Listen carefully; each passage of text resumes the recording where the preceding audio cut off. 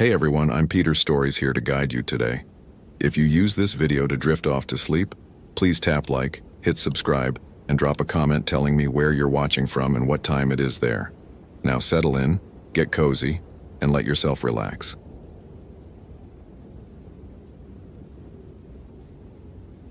Jennifer Nakamura found the photographs scattered across the trail like playing cards, each one showing her own face from angles she'd never been photographed. She stopped dead at mile marker 4 on the Ho River Trail, staring down at the glossy prints that shouldn't exist. Polaroids, old-school instant film, spread across the moss-covered ground in a perfect line. 7 of them, all showing her, standing at her truck this morning, walking past the ranger station, entering the trailhead, close-ups of her face taken from distances that should have been impossible without telephoto lenses. The last photograph showed her standing exactly where she was right now, looking down at the photographs. Jennifer's hand went to her radio automatically, 14 years of training making the motion instinctive. Then she stopped. What would she say? Someone had taken photos of her this morning and somehow developed instant film and scattered them on a trail she'd walked 100 times.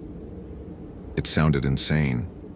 She was a senior ranger at Olympic National Park, the most experienced tracker in the Pacific Northwest District. She'd coordinated search and rescue operations through terrain that broke rookie rangers. She'd found lost hikers in conditions that grounded helicopters. She knew these rainforests the way surgeons knew anatomy. This shouldn't be possible. Jennifer knelt and examined the photographs without touching them, pulling out her iPhone to document each one. The metadata would tell her something.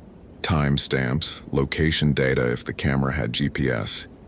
Except these were Polaroids, analog, no metadata to extract.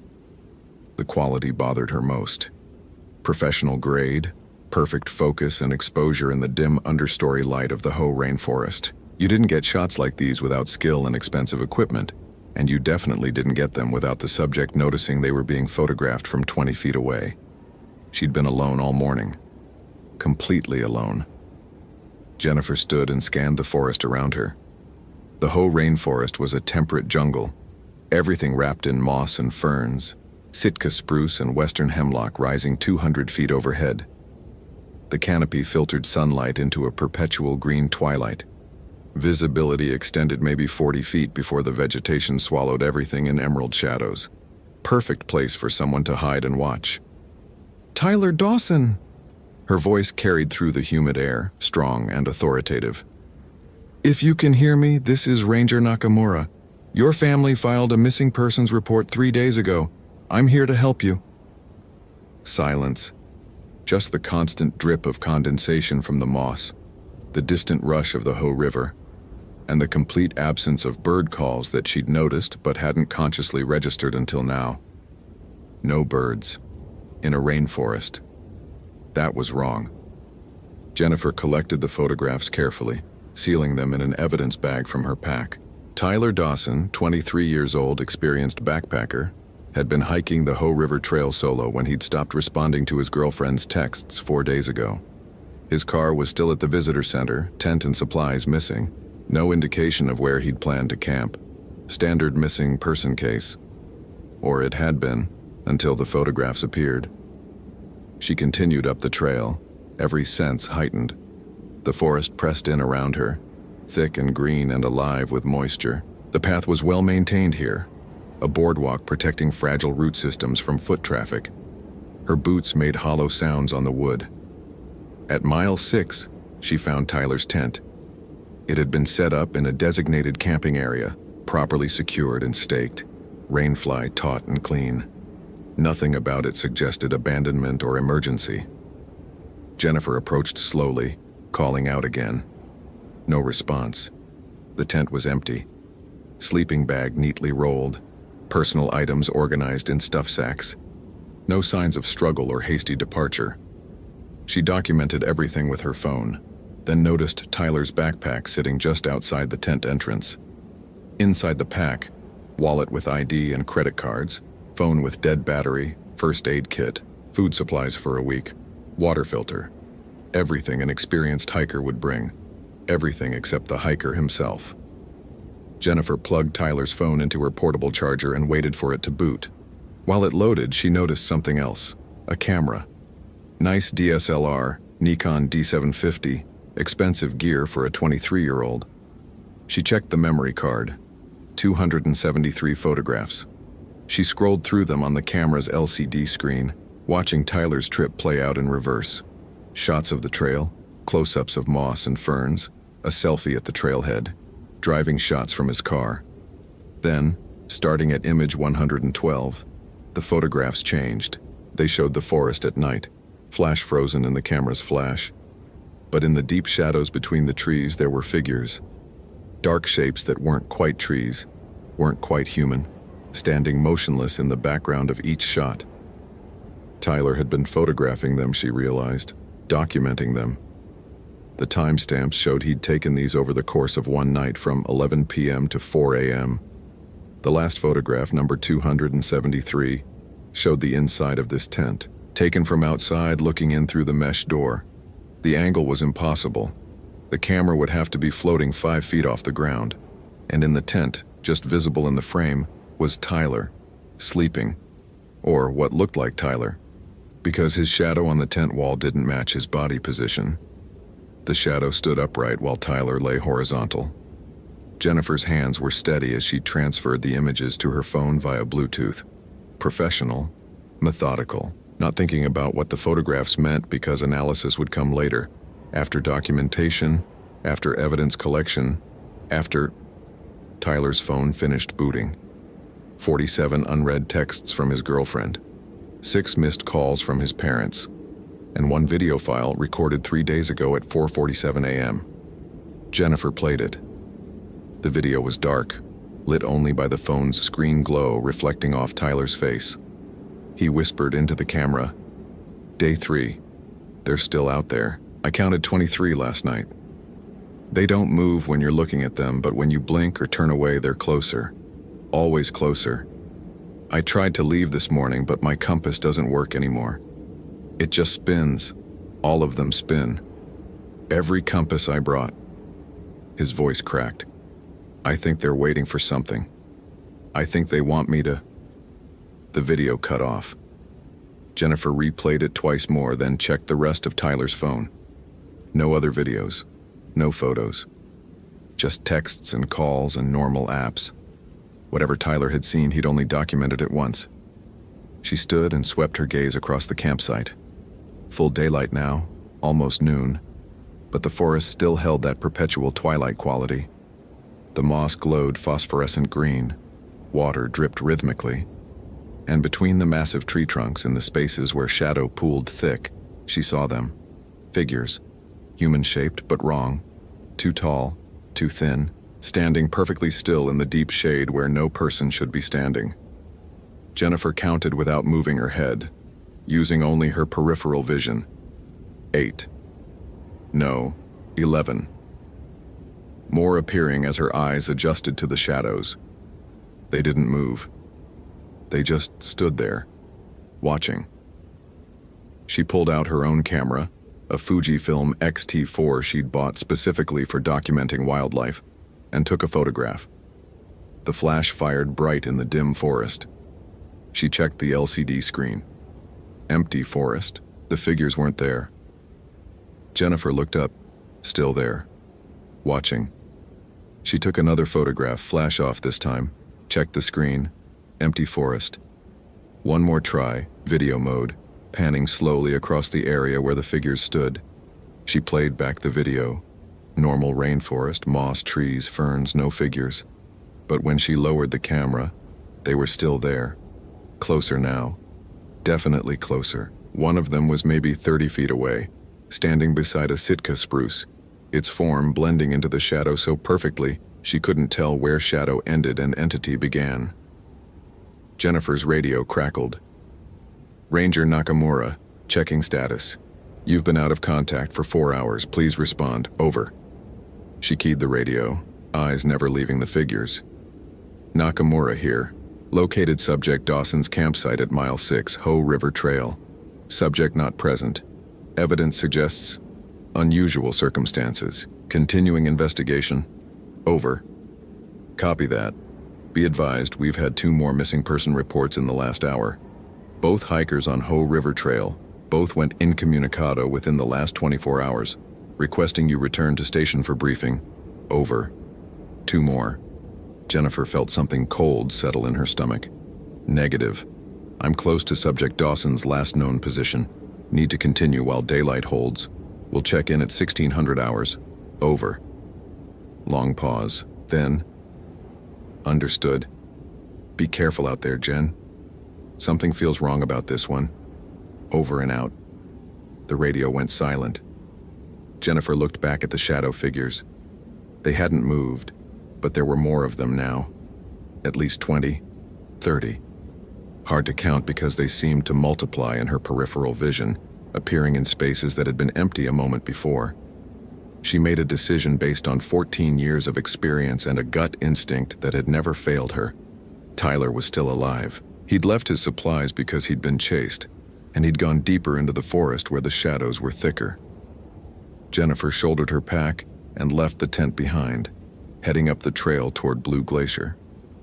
The boardwalk ended at mile 8, giving way to rough trail that climbed steeply through old-growth forest. Jennifer's legs burned with the grade, her breath coming harder in the humid air. The shadow figures followed, always at the edge of her vision, never quite looking directly at them, because whenever she tried to focus on one, it disappeared. Not disappeared, moved, relocated to a different patch of shadow, where it resumed its motionless watching. At mile 10, Jennifer found the second set of photographs. These weren't Polaroids. They were printed on regular photo paper, color laser prints, scattered across a fallen log. She recognized the subjects immediately. The 2 new missing hikers from this morning's reports. Young couple hiking together, smiling in tourist snapshots from the trailhead.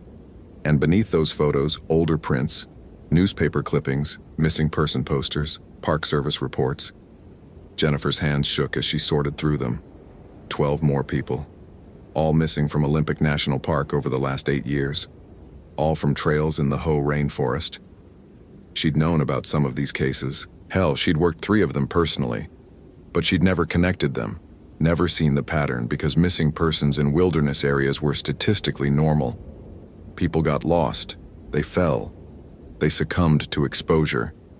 The park covered nearly 1 million acres of some of the most rugged terrain in the continental United States. But now, seeing all the faces together, she understood. They hadn't gotten lost. They'd been taken. A sound reached her through the trees. Breathing, heavy and rhythmic, like someone sleeping but coming from multiple directions at once. Jennifer turned slowly, tracking the sound. The shadow figures had multiplied. Hundreds of them now, standing in every patch of darkness between the trees, their forms humanoid but stretched, elongated, some 8 feet tall, some crouched low to the ground. And they were breathing. All of them. In perfect synchronization. Jennifer's rational mind tried to parse it. Mass hallucination brought on by environmental factors, possibly fungal spores or gas emissions from decaying vegetation. The Ho rainforest had unique fungal ecosystems. Maybe there was a psychotropic element, something that induced shared visual phenomena. Except that didn't explain the photographs, didn't explain Tyler's missing compass functionality, didn't explain the breathing she was hearing with her own ears. Jennifer Nakamura, her name spoken in a voice that wasn't quite sound, more like pressure in her ears, syllables formed from condensation and shadow. You have walked these forests for 14 years. You have found those who were lost. You have saved those who were dying. But you have never seen us. She spun, looking for the source. The shadow figures hadn't moved, hadn't opened mouths, if they even had mouths. The voice came from everywhere and nowhere. Where's Tyler Dawson? Her voice came out steady despite the hammering of her heart. Where are the others? They are becoming, as you will become. The forest needs watchers, and we are the forest's eyes. We observe, we wait. We collect those who linger too long in the deep green places where light barely reaches. Jennifer's hand found her bear spray, the canister solid and real in her grip. I'm a federal ranger. I have jurisdiction here. Release the missing persons or I will. You will what? The voice rippled with something that might have been amusement. You cannot fight shadows. You cannot arrest darkness. We are older than your laws, older than your buildings and roads and names for things. We have always been here, in the places between light and dark, watching. The shadow figures moved. All at once, not toward her but rotating, their forms turning to face deeper into the forest, pointing the way with postures that suggested direction, even though they had no visible features. Jennifer understood. They were showing her where Tyler had gone. She followed. The trail disappeared entirely at mile 12, giving way to unmapped wilderness. Jennifer marked her path with surveyor's tape, tying bright orange strips to branches every 100 feet. GPS on her phone showed her position, but the elevation readings were wrong, fluctuating by hundreds of feet from one moment to the next. The shadow figures guided her through terrain that should have been impassable, leading her around deadfalls and across streams where bridges of moss-covered logs appeared exactly where she needed them. The forest grew darker, denser, the canopy so thick overhead that her watch read 2 p.m., but the light suggested dusk. She found Tyler at what her GPS insisted was mile 15, though she couldn't have walked more than a mile from the last trail marker. He sat cross-legged in a grove of ancient cedars, eyes open but unseeing, breathing slowly. Around him, arranged in concentric circles, were the other missing hikers, 11 of them ranging from a teenage girl to an elderly man, all sitting motionless, all breathing in that same synchronized rhythm as the shadow figures. Tyler! Jennifer rushed forward, checking his pulse, his pupils, his responsiveness. Vitals were present but wrong, pulse too slow, body temperature reading 91 degrees on her medical thermometer, pupils fixed and dilated. Tyler, can you hear me? I'm Ranger Nakamura. I'm here to get you out. His eyes moved, tracking to her face. His mouth opened. Can you see them? Yes. No point in lying. I see them. They've been showing me things. Tyler's voice was distant, dreamy. The forest isn't what we think it is. There are layers, dimensions, spaces between the moss and bark where other things live. The shadow people are just one kind. There are others, so many others. Jennifer grabbed his arm, tried to pull him up. He didn't resist, but he didn't help either, his body limp and unresponsive. She'd need a litter to evacuate him, possibly helicopter extraction, except her radio was dead now, just static when she tried to transmit. They want us to watch with them, Tyler continued. That's all. Just watch. Observe. Bear witness to everything the forest does when humans aren't looking. It's not evil. They're not cruel. They just need eyes, consciousness. We'd be like wardens, except permanent. Forever. Nobody's staying forever. Jennifer pulled out her satellite beacon, the emergency device that should trigger a helicopter response regardless of radio coverage. She activated it and clipped it to her vest. We're leaving. Now. The shadow figures moved closer, forming a wall of darkness around the grove. Jennifer counted them automatically, training overriding fear. 217. No. More. They kept multiplying, stepping out of shadows that shouldn't be deep enough to hold them. You found 12 in the forest, the pressure voice said. You will find 12 more tomorrow, and 12 the day after that. The Hoh rainforest draws those who seek solitude, who want to escape the watched world. We give them a different kind of watching, a purpose, an eternal vigil. Jennifer's mind raced through her options. Fight, flight, negotiate, document. She was one person with bear spray and a satellite beacon against something that didn't follow physical laws.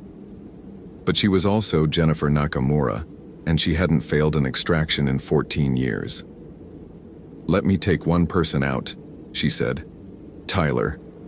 He's young. His family is looking for him. You can keep the others if you have to, but let me take one. Silence. The shadow figures stood motionless. Why that one? The voice finally asked. Because his girlfriend is pregnant.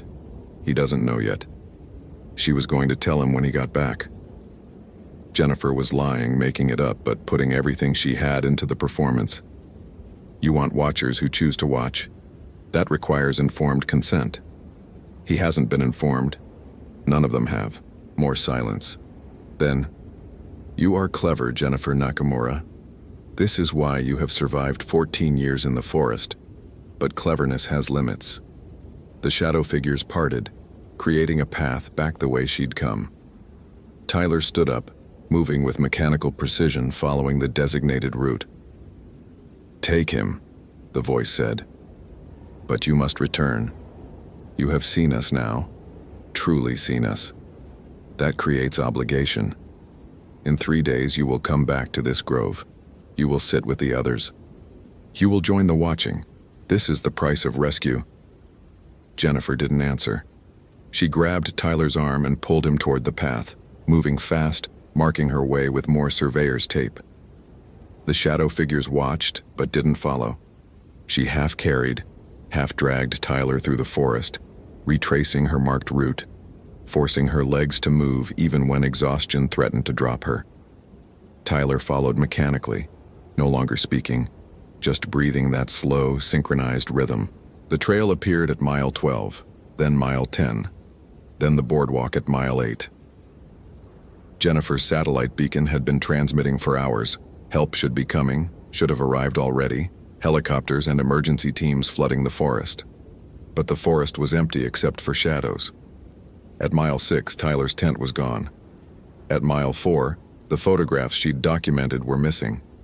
At mile 2, her surveyor's tape had vanished from the trees. Jennifer emerged at the trailhead at 6:47 p.m. according to her watch, though her GPS said 11:23 a.m. and her iPhone insisted it was still yesterday. Tyler stumbled beside her, no longer catatonic but confused, asking where he was and how he'd gotten here. The parking lot was full of emergency vehicles, rangers and deputies and search teams clustered around radios and maps. Jennifer recognized the incident commander, Dave Reeves, her supervisor, a man she'd worked with for 8 years. Nakamura. He rushed forward. Jesus Christ, where have you been? We've had teams searching for you for 16 hours. Your beacon never activated. We thought... He stopped, seeing Tyler. Is that Dawson? Found him at mile 12, Jennifer said automatically. Possible exposure, altered mental status, needs immediate medical evaluation. EMTs swarmed Tyler, loading him onto a gurney, checking vitals, asking questions he couldn't answer. Jennifer let Dave lead her to an ambulance, let a paramedic check her over, listened to the debriefing questions without really hearing them. Her phone had 63 missed calls. Her family, friends, colleagues. She'd been missing for 16 hours, they said, gone completely dark. Her truck had been found at the trailhead, but she'd vanished. What happened out there? Dave asked quietly, sitting beside her in the ambulance. And don't give me the official line. I know that look. I've seen it on rangers who've been through bad situations. What did you see? Jennifer looked past him to the forest edge, where the Hoh River Trail disappeared into green twilight. Shadow figures stood there, just visible in the spaces between trees, watching. I found Tyler, she said. That's all. The rest is... I need time to process. Write my report properly. Dave studied her face, then nodded. Take tomorrow off. Hell, take 3 days. You've earned it. We'll do the formal debrief when you're ready. Jennifer went home, showered, ate, slept for 12 hours, woke to sunshine streaming through her bedroom window and birds singing and everything normal and mundane and real. Tyler Dawson was released from the hospital after 2 days of observation. No physical injuries, no explanation for his memory loss, or why his body temperature had been so low. He remembered starting his hike. He remembered setting up his tent, then nothing until Jennifer had found him emerging from the forest. The other 2 missing hikers were never found. Neither were the 11 people whose photos Jennifer had seen arranged on that log, though she could find no record of having documented those photos on her phone or camera. Jennifer returned to work on day 4, filed her report, attended the debrief, answered questions clinically and precisely, sticking to observable facts, omitting everything that couldn't be explained. On day 7, she requested vacation time, 2 weeks, personal reasons. On day 8, she drove back to Olympic National Park, parked at the Hoh River Trail Visitor Center, and started walking. Dave found her at mile 4. "I knew you'd come back," he said. "Jen, whatever happened out there, you can't stop me," she interrupted. "I made a deal. I broke it by not returning on day 3. Now they're taking people faster. 2 more disappeared yesterday, 4 this morning. It's escalating because I didn't keep my word. There's no they, Jen. There's wildlife and weather and bad decisions, that's all. You're experiencing PTSD from a traumatic search and rescue. We have counselors, professionals who can help. Look at the shadows between those trees," Jennifer said quietly. "Really look. Tell me you don't see them." Dave looked. His face went pale. Those are just dark spots. Shade. There's nothing." "There's everything," Jennifer said. "And I'm the only one who can stop them from taking more people because I'm the one who broke the agreement." She walked away from him, deeper into the forest, following the trail she knew by heart. Dave called after her but didn't follow. Later, he'd file a report. Later, there would be search teams and investigations and speculation. Later, her name would join the list of rangers who disappeared in Olympic National Park, another unsolved mystery. But Jennifer Nakamura didn't disappear. She walked to mile 15, to the grove of ancient cedars where 12 people sat in concentric circles, breathing in synchronized rhythm. She recognized some of them from missing person photos. Others were new. There was an empty space in the inner circle, between a teenage girl and an elderly man. Jennifer sat down, cross-legged, feeling her breathing slow and synchronized with the others. The shadow figures surrounded them, hundreds of them, standing in every patch of darkness, watching, waiting, eternal guardians of the deep green places where light barely reached. And Jennifer Nakamura, senior ranger, 14 years of service, expert tracker, survivor of impossible searches, she began to watch with them. Not because she'd been forced, not because she'd had no choice, but because in those 3 days away from the forest, lying in her bed, listening to normal sounds and seeing normal shadows, she'd realized something terrible. The shadow figures hadn't been lying. They'd shown her the truth. The forest was full of layers and dimensions and spaces between where other things lived. She'd seen it. Really seen it. And now that she had, the normal world felt like a photograph, flat and two-dimensional and false. The forest needed watchers, people who could see all its layers, who could bear witness to everything that happened in the spaces between light and dark. Jennifer Nakamura had always been good at watching, at observing, at seeing what others missed. Now she would watch forever. The shadow figures welcomed her with silence and stillness. The other watchers breathed beside her. The forest grew darker as afternoon faded to evening, and Jennifer's consciousness expanded, stretching out through moss and bark and shadow, seeing through 1,000 eyes that weren't quite eyes, observing every deer that walked the trails, every elk that grazed the meadows, every hiker who thought they walked alone. They never walked alone. The watchers saw everything. And when Dave Reeves came looking for her 3 days later, leading a search team of 6 rangers through the Hoh River Trail, Jennifer saw him from a dozen different angles, watched him search the grove where she sat motionless, watched him walk within 10 feet of her without seeing anything but trees and shadows. "She's not here," Dave said into his radio, voice tight with frustration and grief. "Mile 15 is clear. No signs of Nakamura. No signs of any of the missing persons. It's like they just vanished." Jennifer wanted to call out to him, wanted to stand and wave and be found. But her body wouldn't move, didn't need to move. Moving was for people who had somewhere to go. Watchers stayed still. The search team left. The forest grew quiet again. And Jennifer Nakamura watched.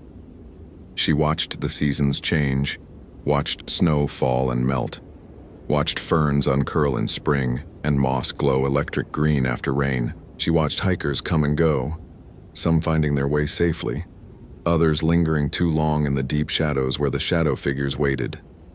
She watched as her family declared her dead, watched her memorial service from 1,000 different angles through shadow eyes that weren't hers anymore but weren't not hers either.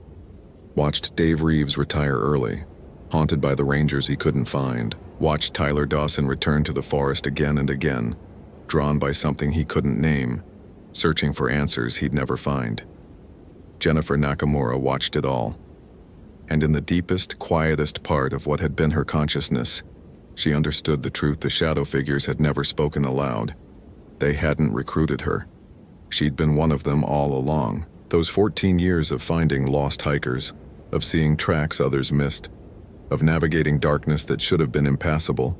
She'd never been quite human, never been quite solid. Just shadow pretending at flesh, watching and waiting for the moment when she'd remember what she really was. The forest had always had its eyes. Jennifer Nakamura had just been one of them, walking in human shape, until the day she finally came home. The shadow figures didn't move. They never moved. They just watched. They always watched. And now Jennifer watched with them, forever and ever. In the deep green places where light barely reached and shadows breathed with synchronized rhythm, and the forest kept its secrets behind a wall of eternal silent vigilance. Hope you felt genuine terror.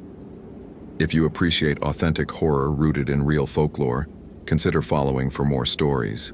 Which moment scared you most? Share your theory about what Jennifer really was.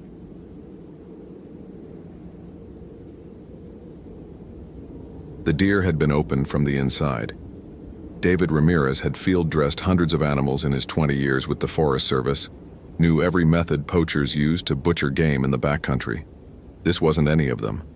The white-tailed doe lay in a clearing off the Brule Lake Trail, her ribcage spread outward like petals, sternum snapped from within. No entry wound, no bullet hole or arrow puncture. The organs were gone, but there was almost no blood, just a few dark streaks frozen into the November snow. He crouched beside the carcass, his knees cracking in the 17-degree air. His breath formed clouds that hung motionless in the stillness. The forest around him was too quiet.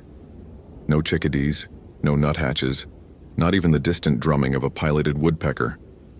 Just the occasional creak of frozen birch limbs overhead. David pulled off his right glove and touched the deer's exposed ribs. Cold, but not frozen solid. Dead maybe 6 hours, no more than 8. The bones had a strange texture, rougher than they should be, almost porous. He'd seen calcium deficiency cause brittle bones in deer before, but never anything like this. These ribs looked partially dissolved. His Motorola radio crackled, making him flinch. "Ranger Ramirez, this is Base. You at the Brule Lake Trail yet?" He pressed the transmit button. Affirmative. "Found something you're not going to believe." "The Dawson kid?" "Negative. A deer. Something's wrong with it." He paused, trying to find words that wouldn't sound insane. "I'm going to need someone from wildlife management to look at this." Static hissed for a moment. "Copy that.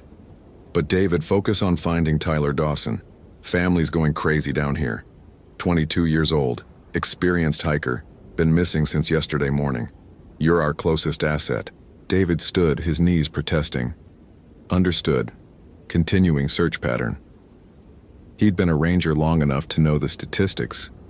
Most missing persons in Superior National Forest turned up within 48 hours, usually embarrassed and dehydrated after getting turned around on unmarked trails. The forest covered over 3 million acres, stretched along the Canadian border where Minnesota thinned out into endless boreal wilderness. Easy to get lost. Harder to stay lost if you kept your head. Tyler Dawson's truck had been found at the Caribou Lake trailhead yesterday afternoon, engine cold, driver's door slightly ajar.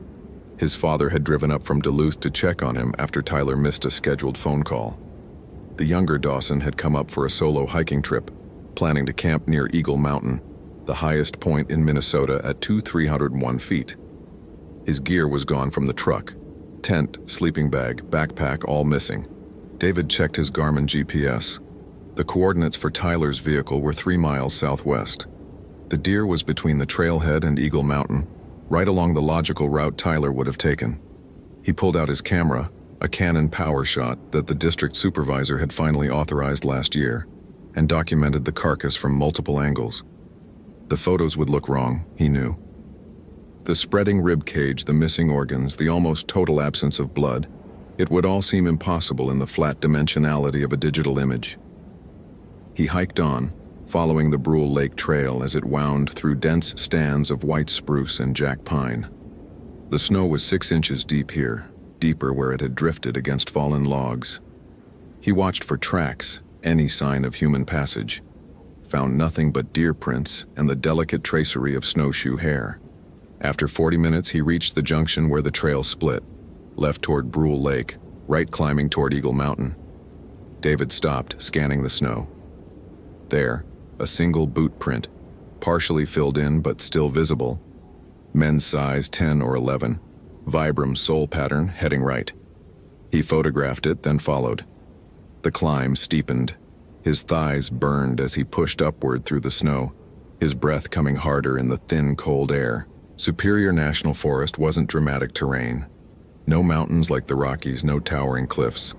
Just endless rolling hills covered in ancient forest, lakes carved by glaciers 10,000 years ago, and a silence that could swallow you whole. He found the second deer at the base of a granite outcropping. This one was a buck, 8 points, maybe 170 pounds when alive. Opened from the inside like the first, rib cage spread, organs missing, almost no blood. But this one was different. Its antlers had been snapped off at the skull, the bone bases showing the same porous, partially dissolved texture. And something had been carved into the granite beside it. David stepped closer, his pulse beginning to hammer. The carving was crude but deliberate, a circle with radiating lines like a child's drawing of the sun. Except the lines were wrong, too many of them, 40 or 50 radiating outward in uneven lengths. And at the center where the sun's face should be, there was a spiral that seemed to pull inward, deeper into the stone than should be possible. He took photos, his hands shaking slightly. Not from cold. 20 years in the Forest Service. Bachelor's degree in forestry from University of Minnesota. Master's in park management from Michigan Tech. David Ramirez didn't believe in monsters or curses or any of the superstitious bullshit that tourists sometimes brought with them into the woods. He'd rescued lost hikers, treated snake bites, fought forest fires, pulled drowning swimmers from frigid lakes. The wilderness could kill you in 100 mundane ways. Hypothermia, dehydration, falling, getting lost. But it did so through natural processes, explicable and predictable. This felt different. He pulled out his phone, a basic LG flip phone, the smartphone revolution still a couple years away. But there was no signal this deep in the forest. The radio would work for another mile or two before the terrain blocked it completely. He considered calling it in, requesting backup. But what would he say? Found some dead deer and a weird carving. He could already hear the jokes from the younger rangers back at base. The boot prints continued upward. Tyler Dawson's prints had to be. David followed. The afternoon light was failing, shadows pooling between the trees. Temperature dropping fast, probably down to 12 degrees now, would hit single digits once the sun set completely. David had his cold weather gear, knew he could bivouac if necessary, but he didn't want to spend a night out here. Not with those deer carcasses, those impossible carvings. Not with the forest so utterly silent. He climbed for another 30 minutes before he smelled the smoke. Wood smoke, faint but unmistakable, carried on the still air. David's hopes rose. A campfire meant Tyler Dawson might be alive, might have simply gotten turned around and decided to wait for rescue. He increased his pace, pushing through deepening snow. The camp was in a small clearing below the final approach to Eagle Mountain's summit. A dome tent, bright orange, staked down with professional precision. A fire ring with embers still glowing orange in the gathering dusk. A backpack leaning against a fallen log. Green north face with the logo visible. No Tyler Dawson. Tyler! David's voice echoed off the hillside, swallowed by the trees. Tyler Dawson, this is the Forest Service. Nothing. Not even an echo returning. David approached the camp slowly, that wrong feeling intensifying. The tent was zipped shut. He knocked on the nylon fabric. Tyler, anyone inside? No response. He unzipped the tent, playing his mag light across the interior. Empty sleeping bag, still unrolled. A stuffed sack with spare clothes. A Nalgene bottle half full of water, frozen solid, and something that made David's stomach clench. A journal, spiral bound, lying open to a page filled with manic handwriting. He picked it up carefully, his light illuminating the words. Day 3. The deer are wrong. Found another one this morning, opened from inside. No tracks leading to it, no tracks leaving. How did something open it from the inside and leave no marks in the snow? The sound came again last night, closer. Not a wolf, not a cougar. Nothing I've ever heard. High-pitched but also somehow deep, like it's coming from everywhere at once. Like the forest itself is screaming. I carved the symbol again. 4th time. The book said 7 times, 7 locations, forms a protective circle. But I don't think it's working. I don't think anything works against this. The trees move when I'm not looking. I know that sounds crazy, but I'll be walking and I'll turn around and the forest is different behind me. Trees in different positions, the trail gone. Then I blink and it's back to normal. I'm so hungry. I ate all my food yesterday, but I'm still hungry. So hungry it hurts. But I'm afraid to leave the camp, afraid of what I'll do if I leave the circle. If someone finds this, don't follow the spiral carvings. Don't look at them too long. They're not protection, they're invitations. The entry ended there, the pen trailing off mid-word. The date at the top of the page was yesterday, November 18th, 2009. But Tyler had written day 3 as if he'd been out here longer. David's hands trembled as he flipped back through the journal. The earlier entries were normal enough. Notes about the hiking route, observations about bird species, a sketch of a particularly beautiful sunset over Brule Lake. Then, 3 pages back, the handwriting changed, became tighter, more frantic. Found a book in the old foundation near Caribou Lake. Shouldn't have touched it, but I couldn't help it. The cover was leather, symbols burned into it, writing in French and something older. Latin, maybe. Something about le Wendigo, the hunger that walks, the eating that is never satisfied. There were rituals in the book, protections, 7 circles, 7 symbols. Draw them in stone and wood and earth. Keep the Wendigo at bay. But there was another section, instructions for calling it, for becoming it. The book said, hunger is the door. Hunger is the transformation. Let yourself starve long enough in the winter woods and something else starts to wake up inside you. Something that was always there, waiting. I'm not going to do it, obviously, but I keep thinking about it. The hunger, the transformation. What would it feel like? To be so hungry that you turn into hunger itself? David's throat felt tight. He grabbed Tyler's backpack, tore it open, found camping gear, a water filter, a first aid kit. No food, not a single granola bar or energy gel or freeze-dried meal packet. Tyler Dawson had come into the wilderness with no food at all. The light was almost gone now, the forest reduced to dark shapes against a darkening sky. David's radio crackled again. Ranger Ramirez requesting status update. Over. He fumbled for the radio. I found Dawson's camp. He's not here. Found a journal. He's in serious trouble. I need backup and we need a full search team at first light. Copy that. What's his status? Injured? David looked at the journal in his hand, at the manic handwriting describing impossible things. Unknown, but I think he's experiencing psychological issues. Possible hypothermia-induced psychosis. He's been out here at least 3 days with no food. Jesus, okay, we're organizing a team now. Can you stay at the camp until morning? David looked around the clearing. At the tent, the dead fire, the dark forest pressing in from all sides. Every instinct screamed at him to descend to get back to his truck to leave this place. But Tyler Dawson was out here somewhere. Lost, starving, possibly dying. That was the job. Find people. Bring them home. Affirmative. I'll maintain position at the camp. He built up the fire, feeding it with deadfall from the surrounding woods. The flames pushed back the darkness but seemed to make the silence worse somehow, more oppressive. He heated water, made instant coffee from his pack, tried to eat a protein bar but found his appetite gone. The journal sat beside him. He knew he shouldn't read more. It was evidence, should be preserved for the sheriff's department, for the search and rescue coordinator. But he couldn't stop himself from picking it up, flipping to the final pages. Tyler had drawn the spiral symbol over and over, filling page after page. Sometimes small, sometimes taking up the entire sheet. With each iteration, the spiral seemed to deepen, to pull the eye inward toward a center that never came. Beside the drawings, fragments of text in that same frantic handwriting. The hunger is singing. I can hear it in the trees, in the wind, in my own bones.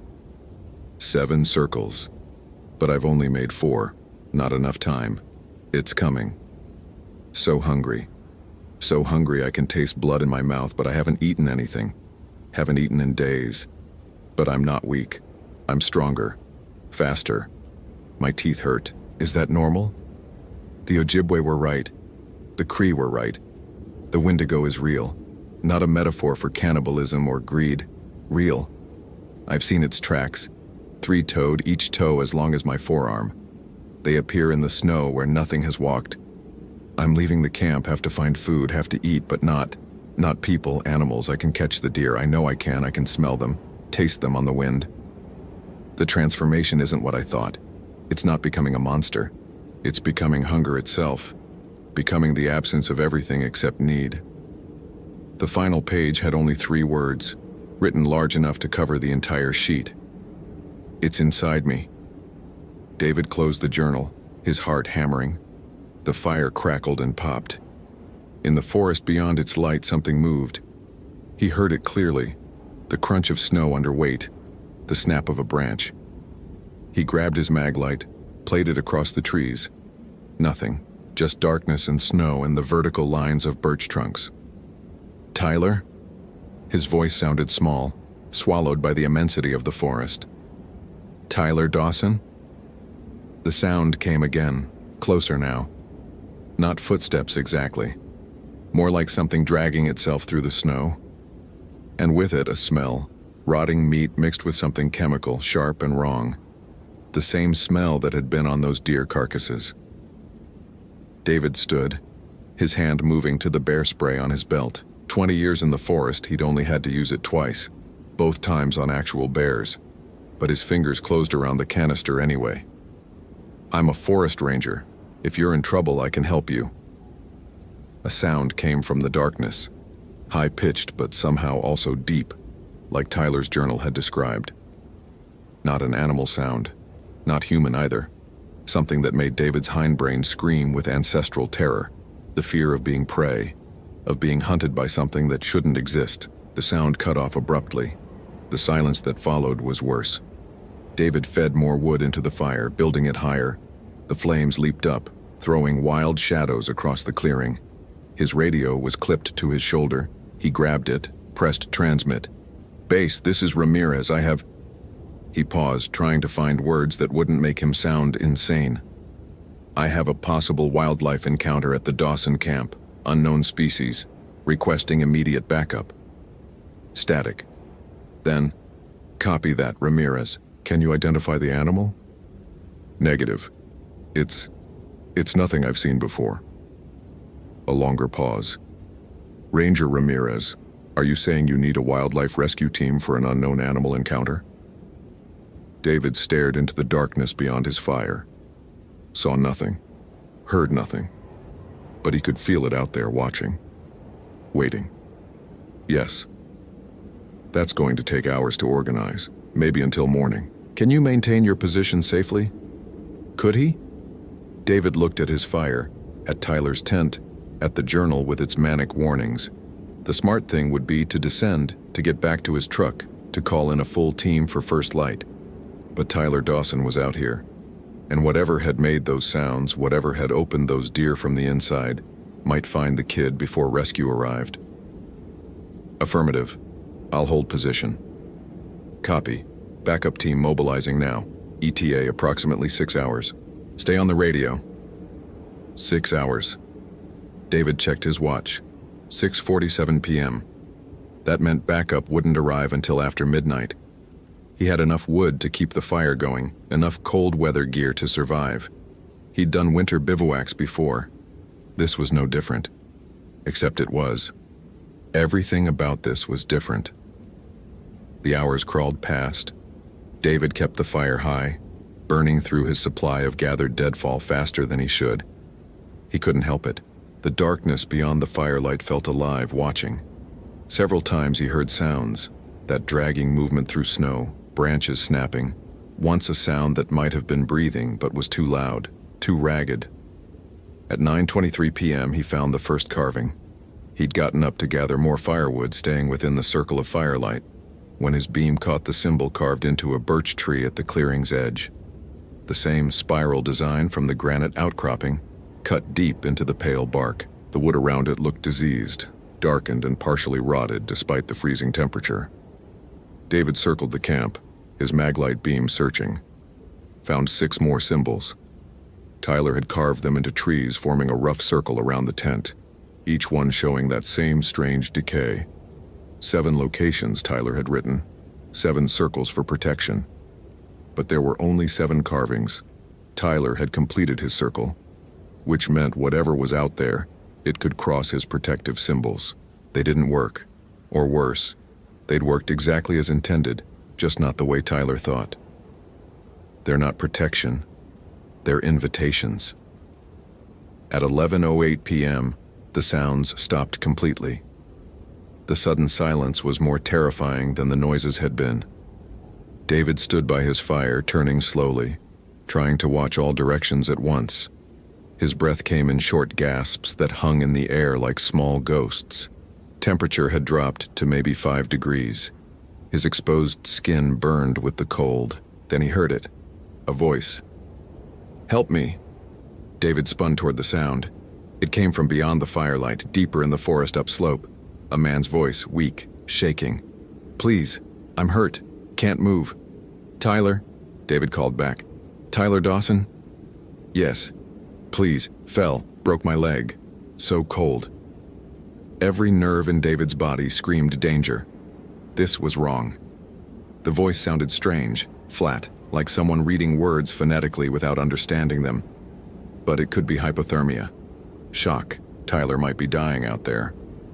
"Stay where you are, I'm coming." David grabbed his trauma kit, his radio, his mag light, started to step beyond the firelight, then stopped. The voice had come from uphill. But Tyler's tracks in the snow, the ones David had followed to this camp, came from downhill, and there'd been no other tracks leaving the clearing. The snow was undisturbed in the direction of that voice. "Please," the voice called again. "So hungry. Need help." The last word stretched out, the vowel sound going on too long, becoming something that wasn't language anymore. David backed toward the fire, keyed his radio with shaking hands. "Base, I need that backup now. He swallowed hard. "I have a situation." Static crackled. Then a voice, distorted and barely audible. Your position. 3 hours." The radio cut out completely. David shook it, checked the battery indicator. Full charge, but when he tried to transmit again, only dead air answered. "Please," the voice in the forest called. It sounded closer now. Still couldn't see anything beyond the firelight. "I'm hurt. Need help. So hungry." David threw more wood on the fire, remembered his bear spray, pulled it from his belt. Wouldn't do much against a bear from this distance, probably wouldn't do anything against whatever was out there. But holding it made him feel fractionally better. "I know you're not Tyler," he called into the darkness. "I know you're not human." Silence. Then a sound that might have been laughter, high and thin and utterly devoid of humor.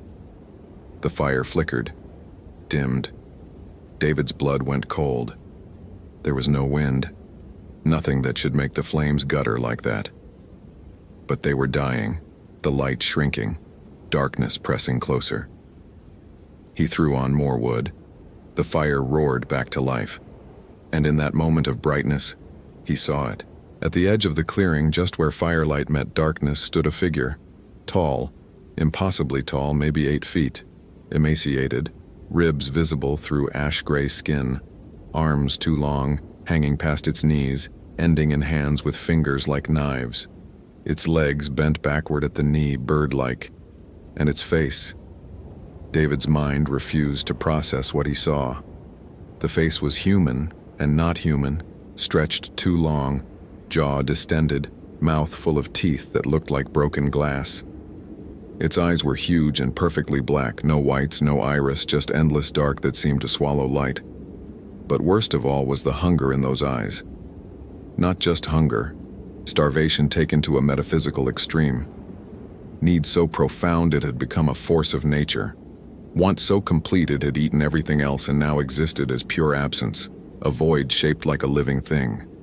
The Wendigo. It tilted its head at an angle no human spine could achieve.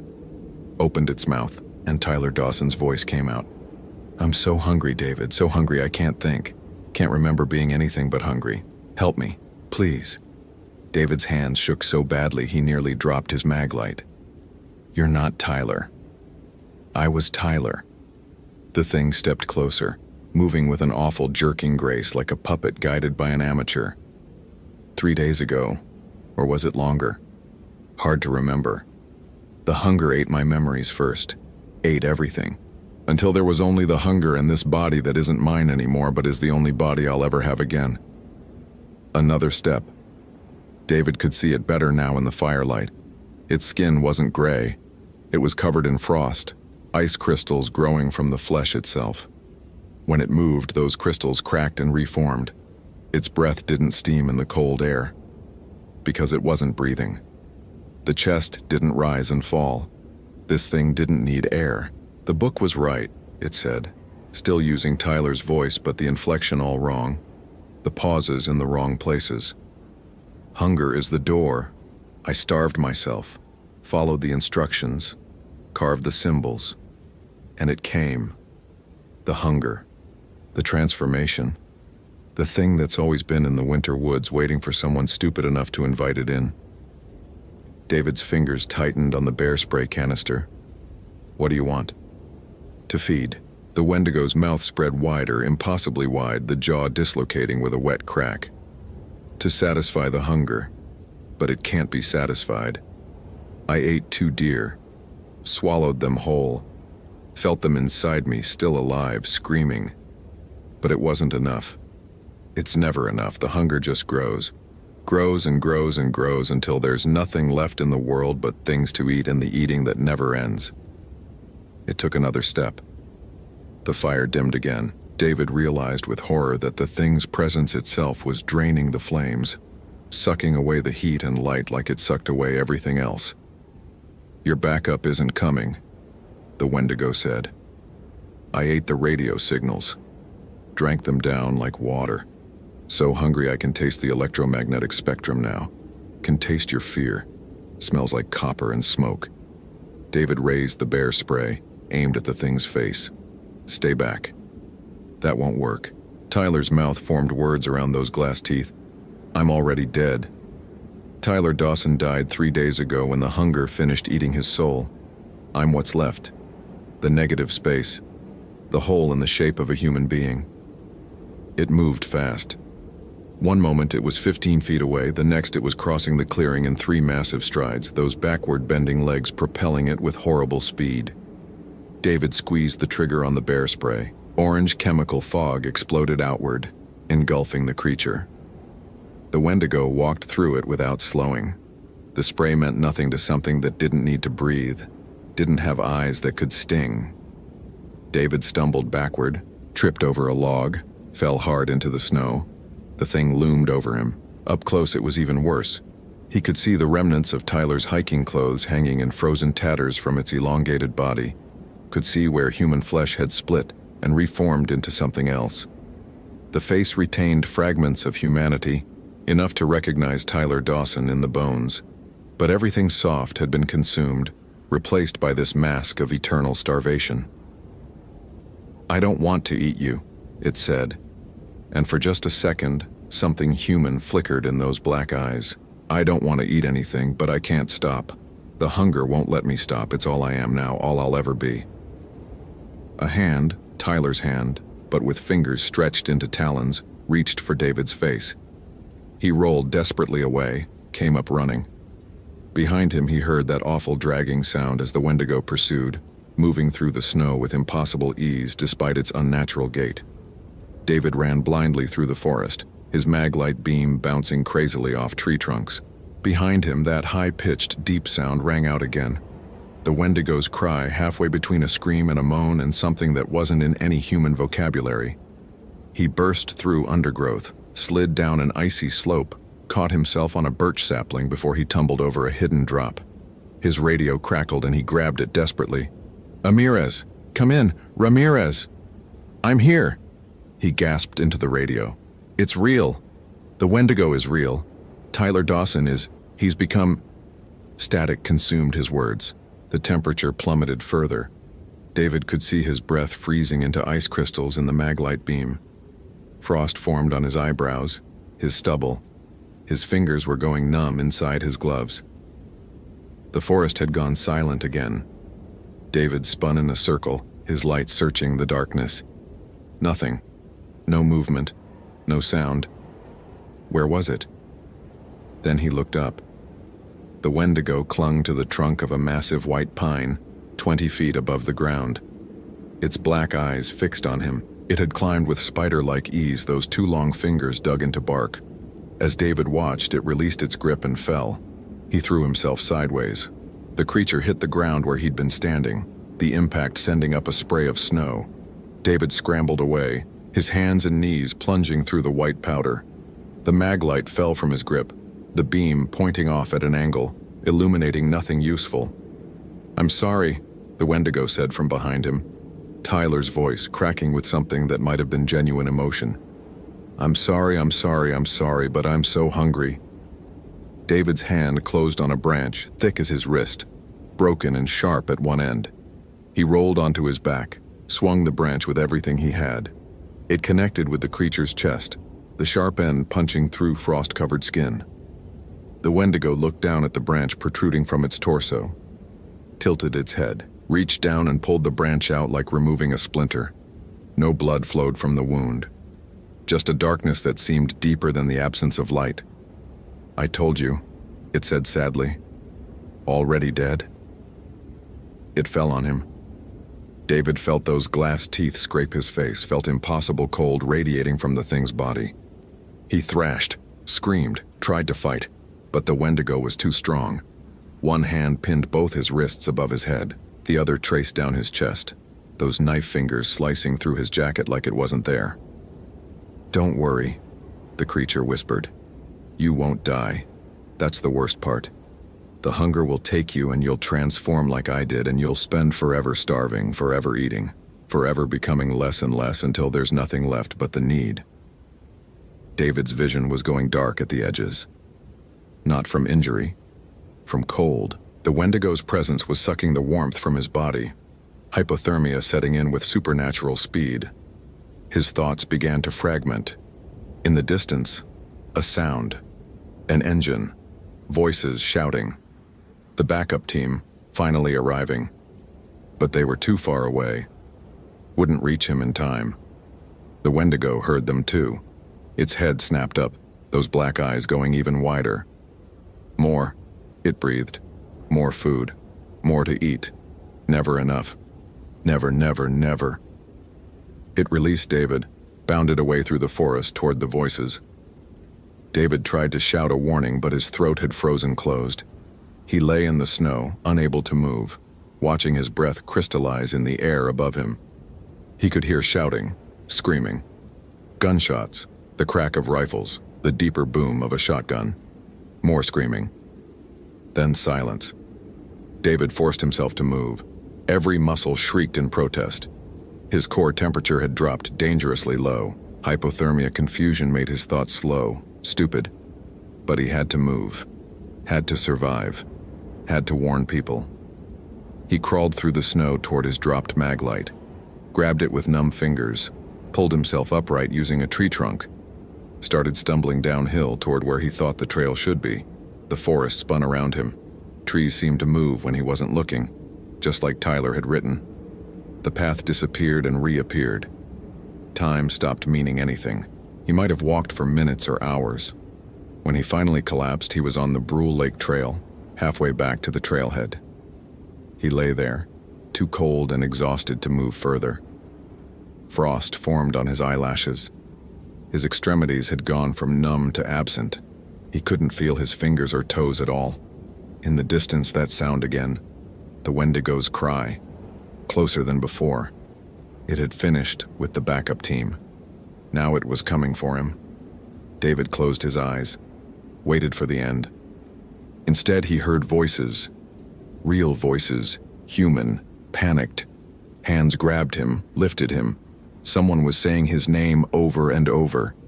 He tried to warn them, tried to say the Wendigo was coming, but his jaw wouldn't work. They carried him, put him in something warm. A truck, he realized, distantly. The heater was running. Someone wrapped him in blankets. His body began to shake uncontrollably as feeling returned, the pain excruciating. Found 3 others. Someone was saying, dead, torn apart. Jesus Christ, what could do that? Animal attack. Another voice. Bear, maybe. That wasn't any goddamn bear. David forced his eyes open, saw paramedics working on him, saw the inside of an ambulance. Beyond the open rear doors, the forest stood dark and still, watching, waiting. One of the paramedics leaned over him. "Sir, can you hear me? You're going to be okay. We got you. You're safe." David tried to speak, managed only a croak. The paramedic leaned closer. David found his voice. "Not safe, never safe. It's still out there, still hungry." The paramedic glanced at his partner. "He's delirious, severe hypothermia. Let's get him to Ely Regional Hospital, now." The ambulance doors slammed shut. The engine roared to life. As they pulled away from the trailhead, David caught one last glimpse of the forest through the rear window. In the darkness between the trees, something tall and impossibly thin stood watching. Its black eyes caught the ambulance lights, reflected them back like an animal's. Its mouth stretched wide in something that might have been a smile. Then the forest swallowed it, and it was gone. The Ely Regional Hospital kept David for 3 days. Frostbite had claimed parts of 3 fingers on his right hand and all of his left pinky. They had to amputate. Hypothermia had damaged his cardiovascular system. He'd need months of recovery. The Forest Service put him on administrative leave. There'd be an investigation into what happened. 3 rangers from the backup team were dead, their bodies so badly mutilated that closed casket funerals were the only option. Tyler Dawson remained officially missing, his camp discovered, but no sign of the young man himself. David knew they'd never find Tyler. Tyler Dawson didn't exist anymore. There was only the Wendigo, wandering the Superior National Forest, eternally starving, eternally hunting. He tried to tell them, tried to explain what he'd seen, but the doctors attributed his story to hypothermic hallucinations. The rangers who'd found him said he'd been nearly frozen to death, confused and delirious. Easy to see things that weren't there. Easy to create monsters when the mind was failing. On the 4th day, they let him have visitors. His sister came up from Minneapolis, cried when she saw his bandaged hands. She brought him a newspaper, the Duluth Herald, dated November 23, 2009. The front page story was about the deaths in Superior National Forest. Animal attack, the official report claimed. Possibly a rogue bear or pack of wolves. The forest would be closed to hikers until further notice. Buried in the bottom right corner was a smaller article. Hunter reports strange encounters near boundary waters. David read it with growing dread. 2 deer found mutilated, opened from the inside. Strange tracks in the snow, 3-toed and impossibly large. A sound at night that wasn't any known animal. 1 hunter missing. It was spreading. Hunting. Feeding. The Wendigo was still out there. When his sister left, David sat alone in his hospital room and stared at the newspaper until the words blurred. He thought about Tyler Dawson's journal, about the book the kid had found near Caribou Lake, grimoire of old magic and older hunger, instructions for transformation, for invitation, 7 symbols, 7 circles, 7 doors the ancient thing could use to cross from wherever it waited into the world of flesh and blood and meat. Tyler had carved 7 symbols, opened 7 doors, let something through that should have stayed locked away in the winter darkness of Aboriginal nightmares. David thought about those 3 rangers torn apart before they'd even understood what they faced. Thought about other hikers, other hunters, other people who'd wander into Superior National Forest not knowing the Wendigo was there, waiting, hungry, always hungry. He picked up the phone beside his hospital bed, called the district supervisor. The conversation was short, clinical. David quit the Forest Service effective immediately. Medical retirement. He couldn't go back out there. Couldn't face that thing again. But even as he hung up, he knew it didn't matter. The Wendigo would spread, would hunt, would transform others the way it had transformed Tyler. Through hunger, through invitation, through the dark ancient magic that humans had always known existed, but pretended didn't. Winter was coming. Truly coming. And with it, the hunger that walks. David sat in his hospital room and stared at his bandaged hands. Outside the window, the first real snow of the season was starting to fall, fat flakes drifting down in the darkness, covering everything in white. Beautiful, pristine, pure.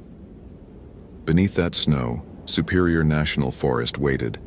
Endless acres of boreal wilderness, thousands of trees, hundreds of lakes, dozens of trails. And somewhere in that vastness, a thing that had once been Tyler Dawson stood motionless in the cold, not breathing, not blinking, just watching, waiting, starving, always starving. The hunger would never end, would never be satisfied.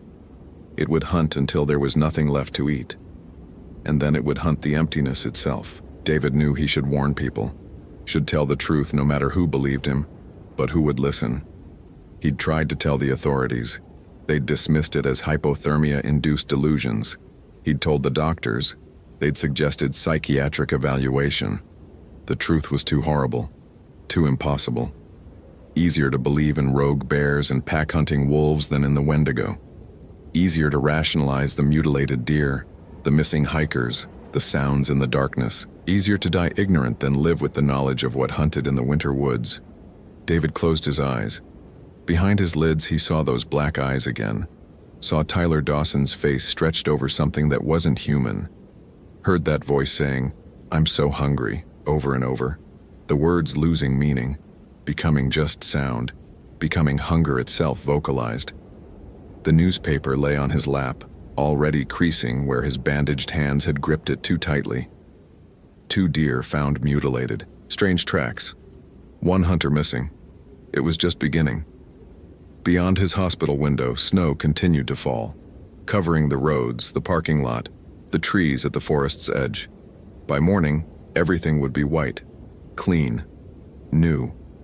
But underneath, the hunger waited. Patient, immortal, inevitable. David Ramirez had spent 20 years as a forest ranger, had believed the wilderness could be understood, could be managed, could be kept safe through knowledge and preparation. He'd been wrong. Some things couldn't be understood, couldn't be managed, couldn't be kept at bay with radios and GPS units and protocols. Some things were older than civilization, older than humanity, older than hunger itself, because they were hunger in its purest and most ancient form, the Wendigo. And it was still out there, still hungry, still hunting, always. Hope you felt genuine terror. If you appreciate authentic horror rooted in real folklore, consider following for more stories. Which moment scared you most? Share your theory about what happened.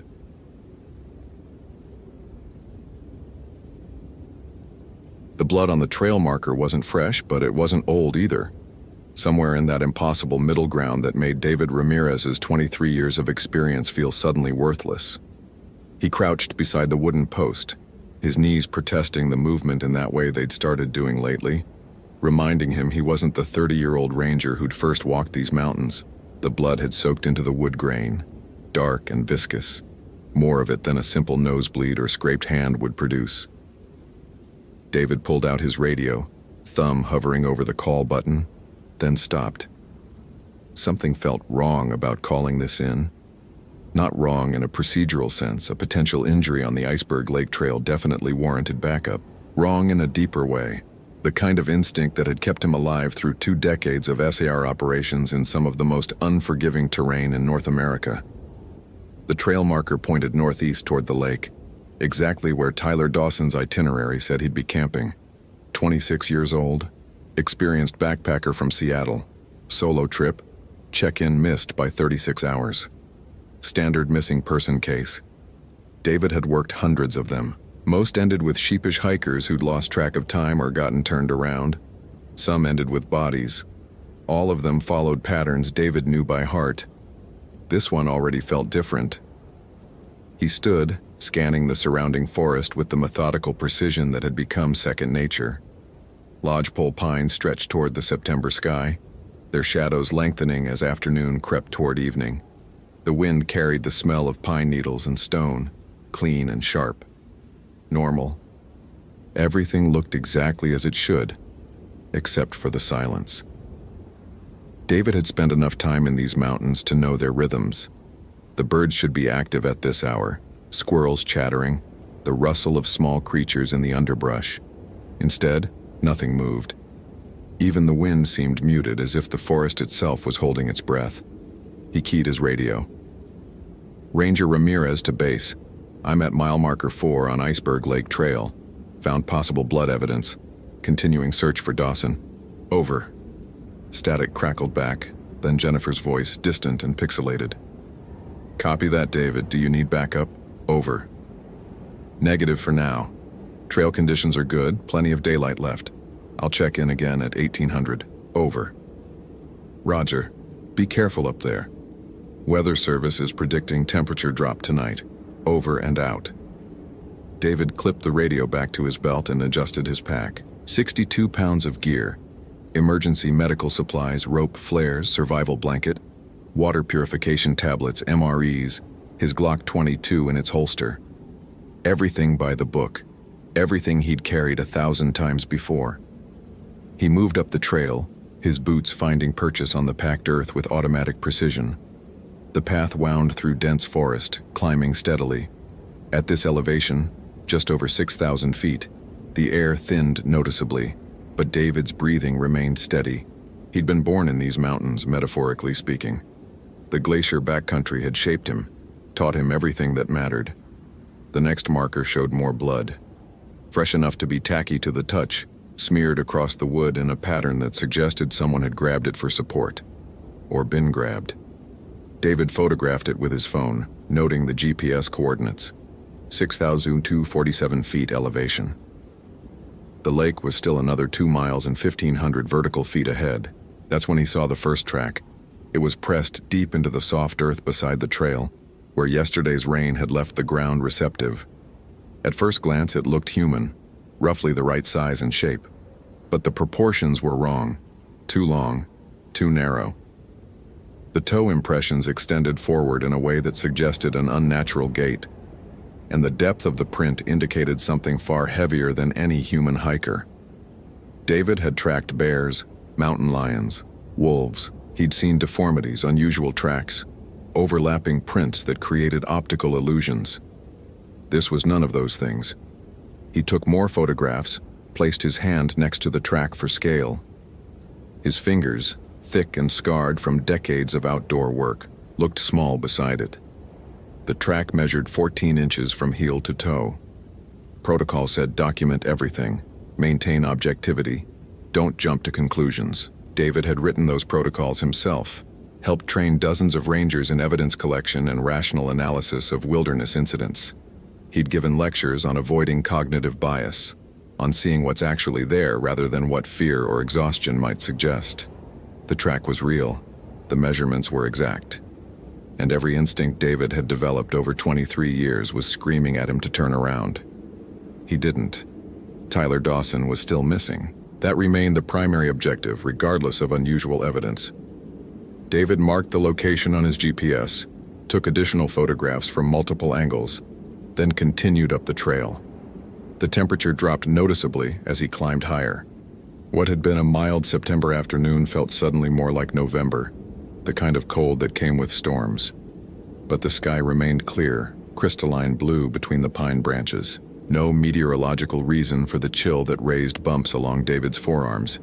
He passed another marker. More blood, but also something else.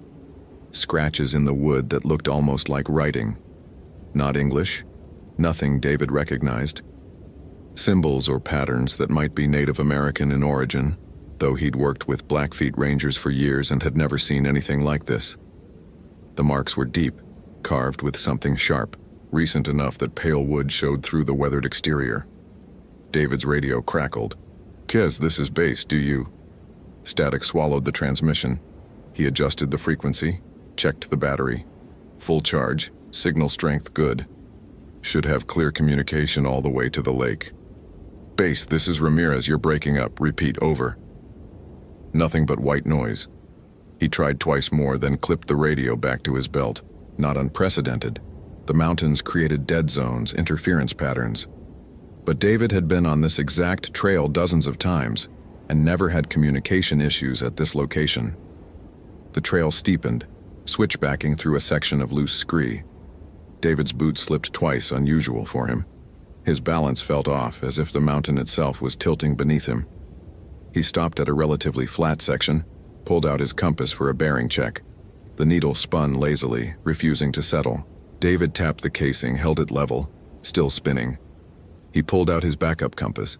Quality brass instrument, not some cheap plastic toy. Same result. Both needles rotating slowly, never quite pointing in any consistent direction. His GPS still showed coordinates, elevation, trail position, but the compass failure added to the growing list of anomalies that David's rational mind was struggling to explain. The sun was lower now, shadows stretching long and cold across the trail. David checked his watch, 16:47. He'd been hiking for over 2 hours, should be close to Iceberg Lake.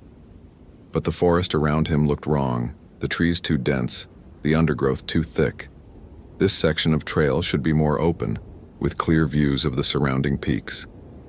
He pulled out his map, oriented himself by elevation and trail markers. According to every indicator, he was exactly where he should be. But his eyes told him something different. That's when he heard the voice. Help. Distant, thin, carried on wind that wasn't blowing. Male voice. Could be Dawson. David moved toward the sound, off trail now, pushing through pine branches that scratched at his jacket. "Tyler Dawson, Park Service, call out again." "Help me." Closer now, just ahead, but also somehow behind him and to the left, as if the voice was coming from multiple directions simultaneously. David's hand moved to his holster, unsnapping it. Not drawing, no threat yet, but ready. 23 years of experience warred with instincts that felt ancient, primal. Every rational part of his brain said this was a hiker in distress, disoriented, possibly injured. But that deeper part, the part that had kept humans alive in dark forests for 10,000 years, was screaming warnings. He broke through the trees into a small clearing. Tyler Dawson stood in the center, facing away from David. Young, athletic build, wearing the REI pack and North Face jacket described in his file, completely still, posture rigid. "Tyler, I'm Ranger David Ramirez. Are you injured?" No response, no movement. David circled slowly, hand still on his holster. "Tyler, I need you to respond. Can you hear me?" When he could finally see Dawson's profile, David's breath caught. The young man's eyes were open but unseeing, mouth slack. His skin had taken on a grayish pallor that looked wrong even in the fading light. But he was standing, upright, balanced. "Tyler." The smell hit David then. Rotten copper, meat gone bad, something chemical underneath. His eyes watered, stomach clenching. He'd smelled death before, plenty of times. This was different. This was death mixed with something else, something that didn't belong in the natural world. He pulled out his flashlight, shined it directly on Dawson's face. The eyes didn't react, didn't blink. But in the beam's illumination, David could see them moving. Not the eyes themselves, but something beneath the surface, something crawling under the skin, creating patterns of motion that made David's gorge rise. Jesus Christ. The words came out as a whisper. Tyler Dawson's mouth opened, not speaking, just opening wider and wider, jaw extending past any human range of motion. And from that impossibly stretched mouth came a sound, clicking, chittering, like 1,000 insects trying to form words. David drew his weapon, trained its center mass. "Stay where you are. Don't move." The thing wearing Tyler Dawson smiled, its head tilted at an angle that would snap a human neck, studying David with those writhing eyes. Then it moved. Fast. Too fast. One moment standing 15 feet away, the next right in front of David, close enough that he could smell its breath, fish and gangrene and winter ice. David fired, 3 rounds center mass, textbook shooting. The impacts punched through what should have been Dawson's chest, created exit wounds that wept something black and viscous. It didn't even slow down. A hand, pale, too thin, nails black and curved, wrapped around David's throat and lifted him off his feet. He fired twice more, point blank into the thing's face.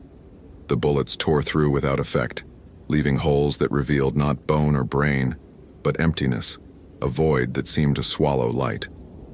David's boots kicked uselessly, his fingers clawed at the hand strangling him, found flesh cold as January stone.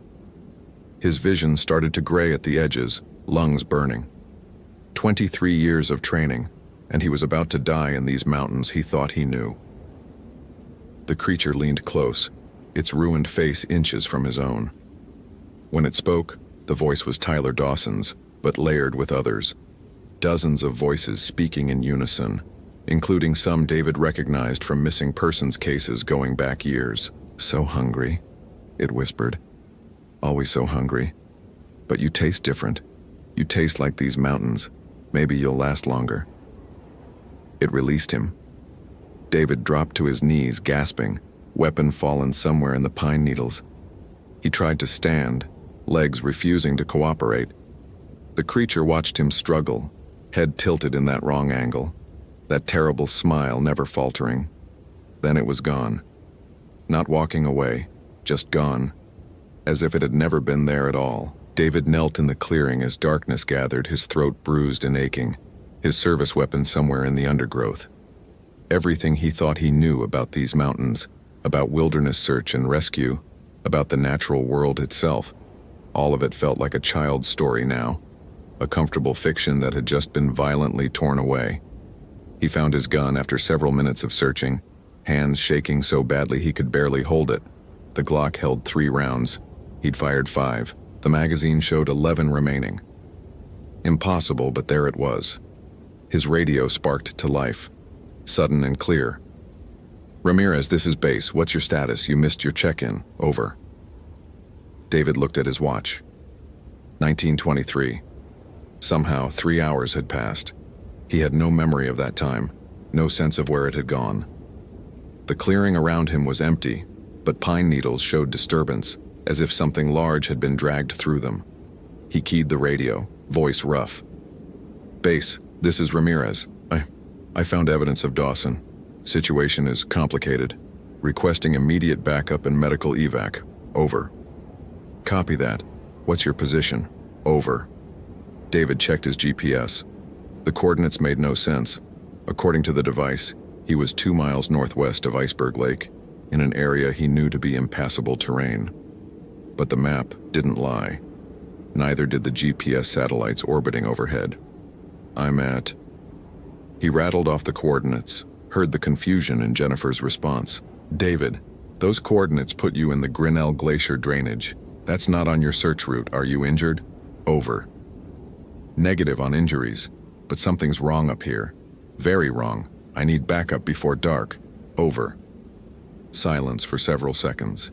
Then, "Roger, Chopper's already scrambled for another call, but I've got Frank and Sarah heading your way. ETA 90 minutes. Can you make it to a clearing for extraction?" "Over." David looked at the sky, what little he could see through the canopy. Stars were appearing hard and cold. The temperature had dropped another 10 degrees, his breath fogging now. "I'll do my best." "Base, There's something you need to know. Dawson is... Static cut him off. He tried again, got nothing but white noise. The radio was working, but something was interfering with transmission. Or something didn't want him talking to base. He started moving, picking a direction that felt right based on instinct rather than instruments. His GPS still showed those impossible coordinates, compass still spinning uselessly. But David had navigated these mountains before GPS existed, before digital anything. He knew how to read the stars, the slope of the land, the way water flowed downhill. Except nothing felt right. The stars were in wrong positions, not dramatically but subtly off, as if he was looking at a sky that was almost but not quite his own. The slope seemed to shift as he walked, uphill becoming downhill without warning. Water sounds came from directions that didn't match the terrain. He'd been in whiteout conditions, in midnight darkness, in situations where all technological navigation failed. But he'd always trusted his own senses, his accumulated knowledge of these mountains. Now even that was being taken away. The forest grew denser as he walked, trees pressing close. David had to use his flashlight, the beam cutting through darkness that felt physical, resistant. In the light's edge, he caught glimpses of movement, things that might be animals or might be something else, shapes that didn't quite resolve into recognizable forms. He heard voices, sometimes Tyler Dawson calling for help, sometimes his own voice, calling back to himself. Once his ex-wife Maria, dead 6 years now, speaking in Spanish the way she used to when she was angry. The voices never came from any consistent direction, sometimes near, sometimes impossibly distant. David kept moving, hand on his weapon, flashlight sweeping back and forth. His throat ached where he'd been grabbed, bruises already forming. Physical proof that what happened had been real, not hallucination or exhaustion. A shape loomed out of the darkness, a cabin, weathered logs and a corrugated metal roof. It shouldn't be here. David knew every structure in this section of the park, every maintained building and historical ruin. There was nothing marked on any map at these coordinates. The door hung open, interior black as a cave mouth. David's flashlight beam penetrated only a few feet before being swallowed by darkness that seemed to actively resist illumination. Common sense said, "Don't go inside." His training said, "Wait for backup, maintain safe position." But the temperature was still dropping, already below freezing, and David's gear was rated for September conditions, not November. His radio remained dead.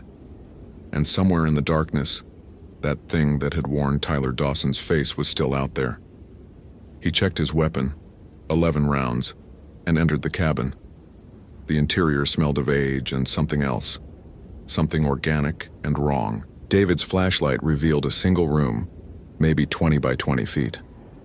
A wood stove in one corner, cold and rusted. A wooden table and 2 chairs. Shelves along one wall holding mason jars filled with substances David didn't want to identify. And on the far wall, scratched deep into the logs, symbols. The same symbols he'd seen on the trail markers.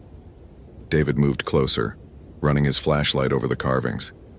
They covered the entire wall, overlapping, some older than others. Not random. There was pattern here, structure. Some of the symbols looked vaguely Native American, others European, still others from traditions David didn't recognize. But one recurring motif appeared again and again, a thin figure with antlers, mouth open in eternal hunger. Wendigo. The word surfaced from some half-forgotten conversation with a Blackfeet ranger years ago. Spirits of starvation and greed, cannibalistic entities that haunted the northern forests. David had filed it away with other cultural stories, folklore that had no place in his rational, evidence-based approach to wilderness management. The stories were real. Standing in that cabin, looking at symbols carved by desperate or terrified hands over what might be decades, David had to accept that truth. The Wendigo was real, and it was hunting these mountains. His radio crackled. Not words, but something that might have been words once, distorted and layered until they became pure noise, painful to hear. David turned it off, the silence afterward almost worse than the static. A sound from outside. Footsteps, heavy and deliberate, circling the cabin. David moved away from the wall of symbols, positioning himself where he could see both the door and the single window. His flashlight beam trembled slightly, not from fear, he told himself, though that would have been honest. The footsteps stopped at the door. David raised his weapon, centered it on the opening. His finger found the trigger guard, ready but not committed. 23 years of training screamed at him to announce himself, give verbal warnings. But what good were procedures against something that shouldn't exist? A figure stepped into the doorway, silhouetted against the starlight. Human-shaped but wrong in proportions, too tall and too thin. David's flashlight caught it full in the face. Not Tyler Dawson this time. An older woman, maybe 60, wearing hiking clothes from decades past, faded denim and a windbreaker with a brand David vaguely recognized from the 80s. Her face was sunken, skin pulled tight over skull, eyes filmed with white. But she was moving, standing, those dead eyes somehow tracking David's position. "Ranger," the voice rattled from a throat that should have been desiccated. "You shouldn't be here, this is sacred ground. Cursed ground. Same thing, really." David kept his weapon trained on her, though bullets had done nothing to the Dawson thing. "Who are you?" "Margaret Chen. Disappeared July 1987. Or maybe I didn't disappear. Maybe I just stayed too long, listened too close to the voices in the wind." She smiled, revealing teeth filed to points. "It gets hungry, you know. The forest, the old thing that lived here before the trees, before the glaciers. It sleeps mostly, dreams cold dreams. But sometimes it wakes. Sometimes it needs to feed." "Where's Tyler Dawson? The real Tyler Dawson?" Margaret's head tilted, that same wrong angle David had seen before.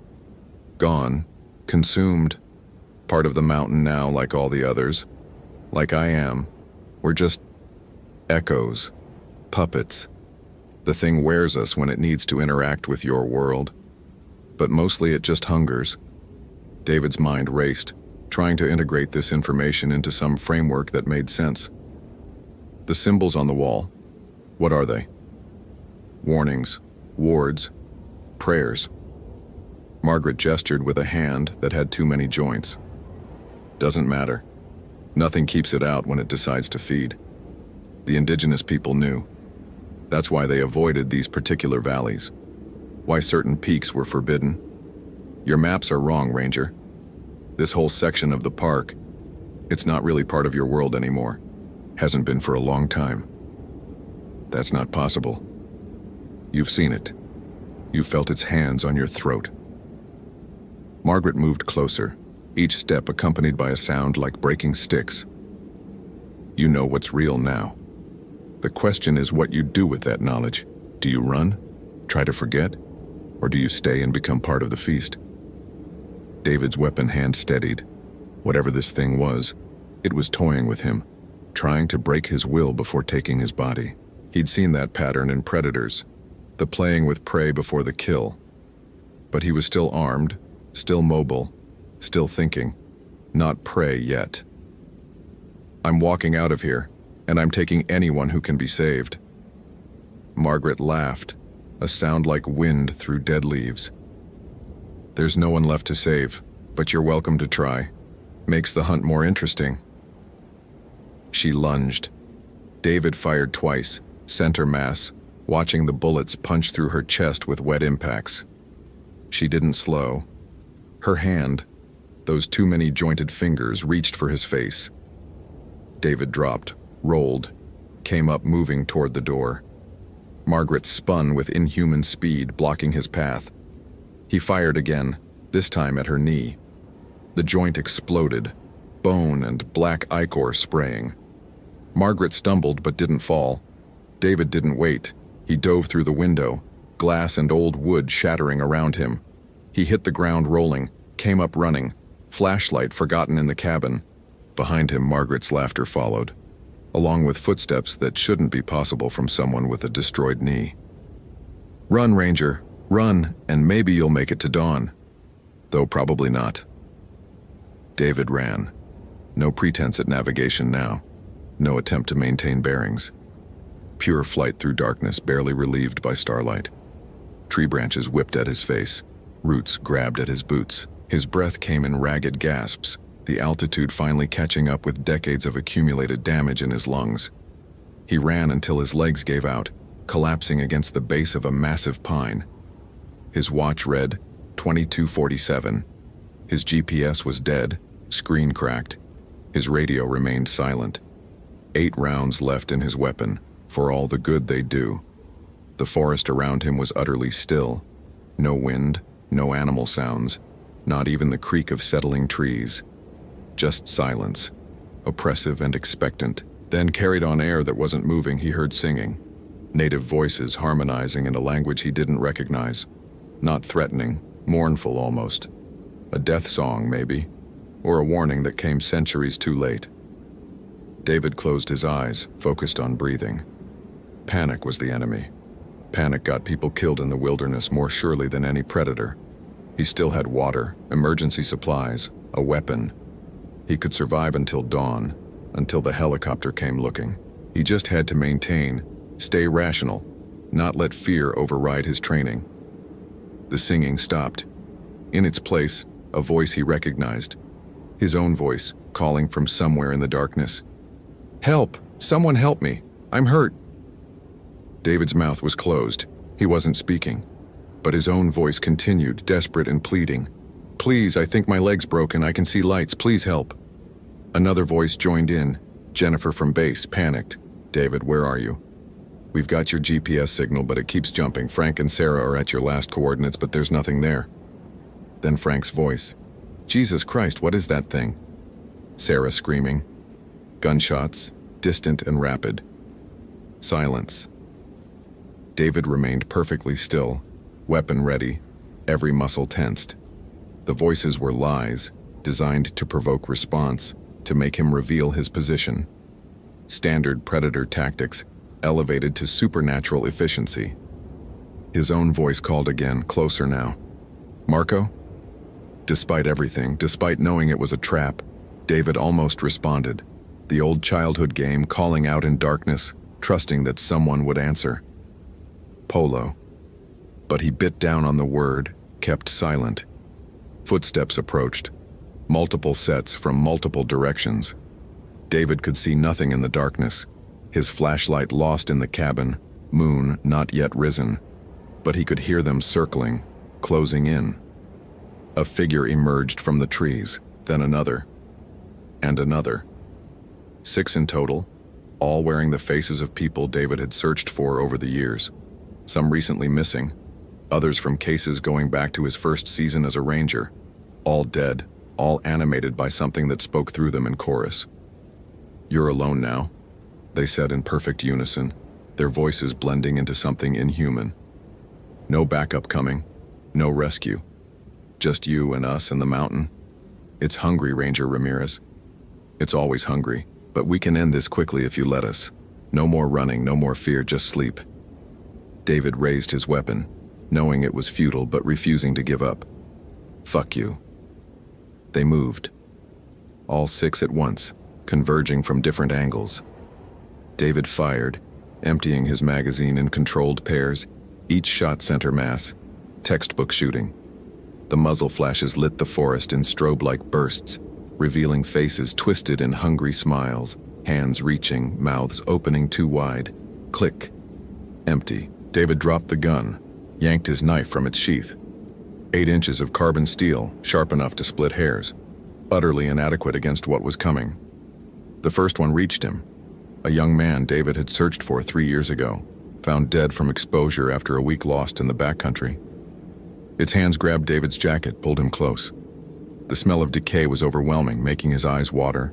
David slammed the knife into its chest, felt the blade sink through flesh and scrape against something hard underneath.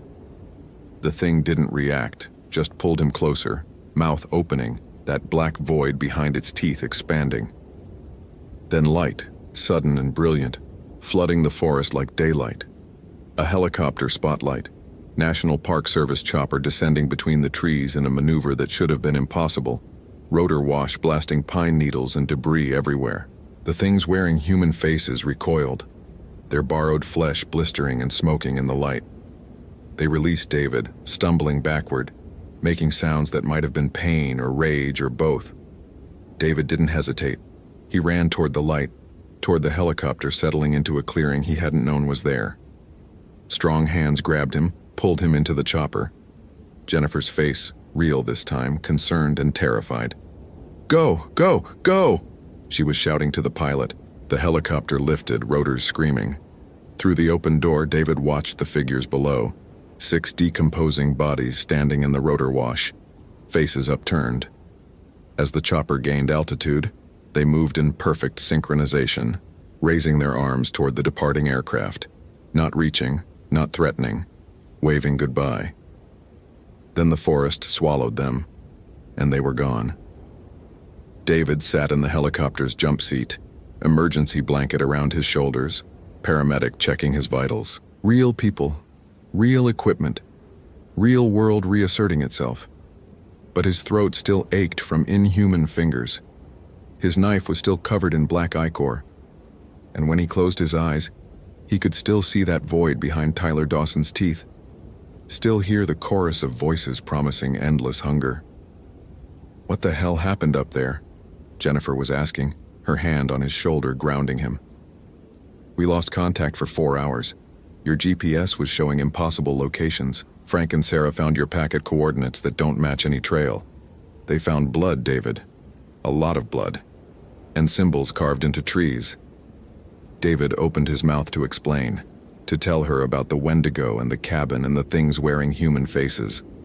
But the words wouldn't come. Because how do you explain that the mountains you've protected for 23 years are built on something ancient and hungry? How do you tell people that the maps are lies? That whole sections of the park aren't part of the world they think they know? "I found evidence of Dawson," he said finally. "He's gone. Not lost. Gone. And there are others. Maybe dozens. The forest took them." Jennifer's expression was carefully neutral, the way people look when they're worried about your mental state. "We'll send a full team up at dawn. Document everything, find out what happened." "Don't." David grabbed her wrist, suddenly urgent. "Don't send anyone back there. That section needs to be closed, permanently. Make up a reason, rockslide danger, bear activity, whatever. But don't let anyone else go up there." "David, we can't just—" "Yes, we can. Trust me. Please."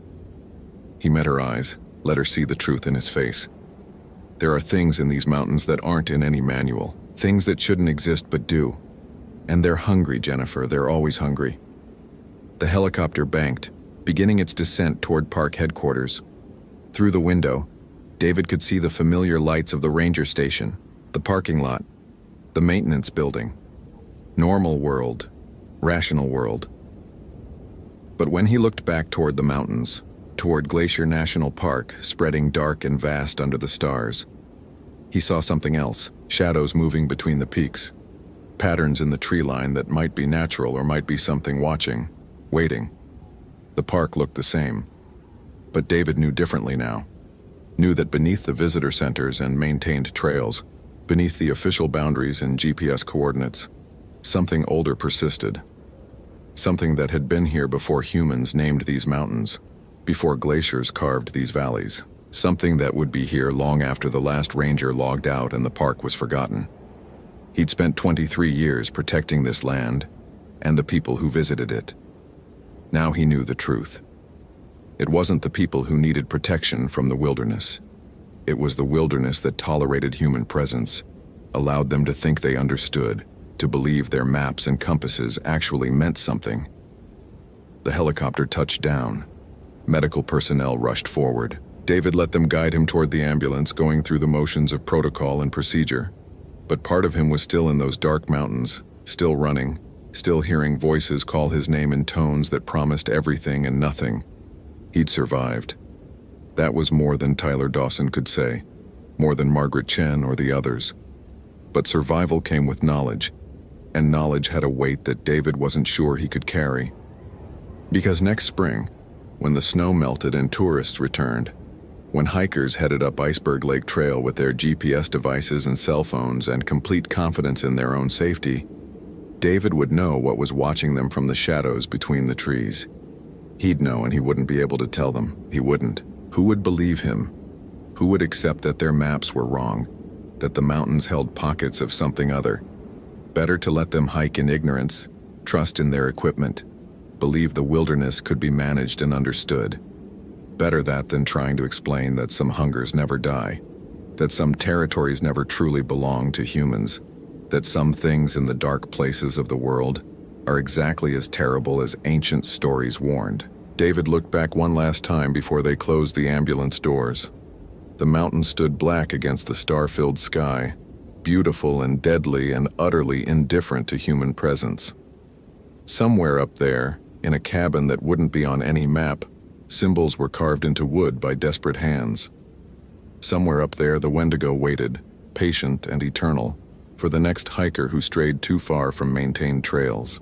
And David would have to live with that knowledge, unable to save them, unable to stop it. All he could do was suggest trail closures, recommend boundary changes, and pray that nobody else wandered into that section of the park where the rules of the natural world dissolved into something much older and infinitely more hungry. The ambulance doors closed. Through the small window, David watched the mountains disappear, but he could still feel them, still sense that vast presence stretching across the landscape. The Wendigo had let him go, had let the helicopter extract him. Not mercy, just patience. It had fed recently on Tyler Dawson and others. It could wait for the next meal, secure in the knowledge that humans would always venture into dark places, always trust their technology over ancient warnings. David closed his eyes and tried not to think about next season, next year, the next search and rescue call that would come in from the Iceberg Lake Trail. Tried not to imagine standing in a briefing room, looking at photographs of a missing hiker, knowing exactly where they'd gone and what had taken them. 23 years of experience and none of it mattered. The mountains had shown him truth, and truth was heavier than any pack he'd ever carried. Outside, the autumn wind whispered through the pines, carrying voices only he could hear now, promising that the forest remembered, that the hunger never slept, that some territories would never truly belong to those who tried to map them. David shivered beneath his emergency blanket and waited for dawn, knowing that daylight would change nothing, that the darkness in those mountains existed beyond mere absence of light. The Wendigo was patient.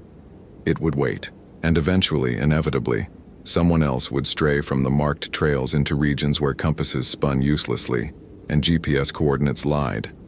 And David would know, would remember, would be unable to stop it.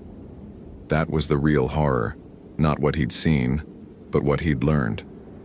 That the wilderness only pretended to be understood, that the maps were comfortable fictions, and that beneath the veneer of civilization and technology, older powers persisted, patient and hungry, and utterly indifferent to human laws. He'd survived. But survival meant carrying that knowledge forward, meant living with the understanding that his life's work, protecting this park and its visitors, had been built on illusions. The park couldn't be protected because it had never truly been tamed. The visitors couldn't be kept safe because the danger was woven into the landscape itself. All he could do was remember and warn whoever would listen, and hope that next time the hunger struck, it would be quick. The ambulance pulled away from the ranger station, heading toward the hospital in Kalispell. David kept his eyes closed and tried not to hear the wind, tried not to recognize the voices it carried, tried not to understand the words they whispered in languages that predated human speech. But he heard them anyway, would always hear them now. The mountains remembered. The Wendigo waited. And somewhere in the vast darkness of Glacier National Park, in places that existed on no map and answered to no authority, ancient hungers stirred and dreamed cold dreams of the meals yet to come. Hope you felt genuine terror. If you appreciate authentic horror rooted in real folklore, consider following for more stories. Which moment scared you most? Share your theory about what happened.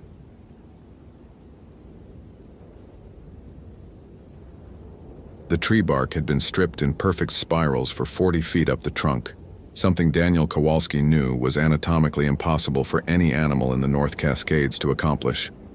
He stood at Thunder Creek Trail's mile marker 7, staring at the Douglas fir while his mind cataloged and rejected explanations. Bears stripped bark vertically, following the cambium layer. Mountain goats scraped horizontally. Porcupines left tooth marks. This was neither. The spiral pattern was precise, mathematical, like someone had used a lathe on living wood. 40 feet up. The lowest branch was at 60. Daniel set down his pack and pulled out his Garmin eTrex GPS, noting the coordinates. 48.6719 degree N, 121.0547 degree W, elevation 3,147 feet. He'd worked as a ranger in North Cascades National Park for 6 years, the last 3 assigned to the Thunder Creek drainage. He knew these woods the way other people knew their childhood homes. This tree had been fined 2 weeks ago during his last patrol. The October air carried that particular crystalline quality that preceded the first serious snowfall, clean and thin in his lungs. He photographed the tree from multiple angles with his department-issued Nikon, then took bark samples, sealing them in evidence bags with hands that wanted to shake but didn't. Years of graduate work in forestry before the recession had driven him into public service had trained him to observe, document, hypothesize. The scientific method was a bulwark against uncertainty. The bark samples felt wrong in his hands. Too light. He held one up to the slanting afternoon sun and saw it had been hollowed from the inside. The wood pulp consumed entirely, leaving only the outer shell. Like something had drunk the tree. Daniel's radio crackled, normal static not worth noting except that his mind seized on the familiar sound like a lifeline to the rational world. He clipped it back to his belt without checking in. He had 3 more hours before he needed to report to Marble Mount Station. He found the first sign of Ashley Ningian 20 yards further up the trail. Her North Face jacket hung from a branch at eye level, neatly draped as if placed there deliberately. Daniel recognized it immediately. Distinctive teal color, yellow reflective strips. The same one she'd been wearing in the photo her sister had showed him 3 days ago when she'd filed the missing person report. Ashley had been hiking alone, hadn't checked in with anyone for 5 days, and her car was still parked at the Thunder Creek trailhead, with her keys in the wheel well where she apparently always left them. Solo hiker, experienced, prepared, the sister had said, voice tight with the kind of controlled panic that came from knowing something was wrong but having no proof yet. She does this trail twice a year. She knows it. Daniel put on latex gloves before touching the jacket. The fabric was clean. No tears, no blood, no signs of struggle. He checked the pockets. Empty, except for a Cliff Bar wrapper and a folded topo map. The map showed Thunder Creek Trail with several spots marked in red pen. Mile 4, Mile 7, Mile 12, Mile 15. He was at Mile 7, the same location as the stripped tree. He looked back at the spiral-carved Douglas fir, then at the jacket hanging in perfect display. The coincidence made his jaw tighten. Daniel didn't believe in coincidences, but he believed in patterns, and patterns required investigation. The temperature dropped as he continued up the trail, a plunge of at least 10 degrees that his body registered even though his thermometer showed no change. His breath clouded thick and immediate. The Douglas firs gave way to mountain hemlock, their dark branches heavy with silence. No bird calls. No squirrel chatter. The absence of sound was absolute in a way that wilderness never was, even in winter. At Mile 12, he found the second marked location. A cairn had been built in the center of the trail, stones stacked in a spiral pattern that made his stomach clench with recognition. Too precise, too deliberate, and beside it, scratched into the dirt in letters 2 feet high, hungry. Daniel's hands were steady as he photographed the cairn, documented the message, checked his GPS. 48.7124 dig, 121.0891 degree W, elevation 4,503 feet. All data points, all facts, nothing here that couldn't be explained by human activity. Ashley could have built this herself, could have written the message before whatever happened to her happened. Except the scratches in the dirt were too deep. He knelt and measured them with his finger, 4 inches into packed earth studded with rock.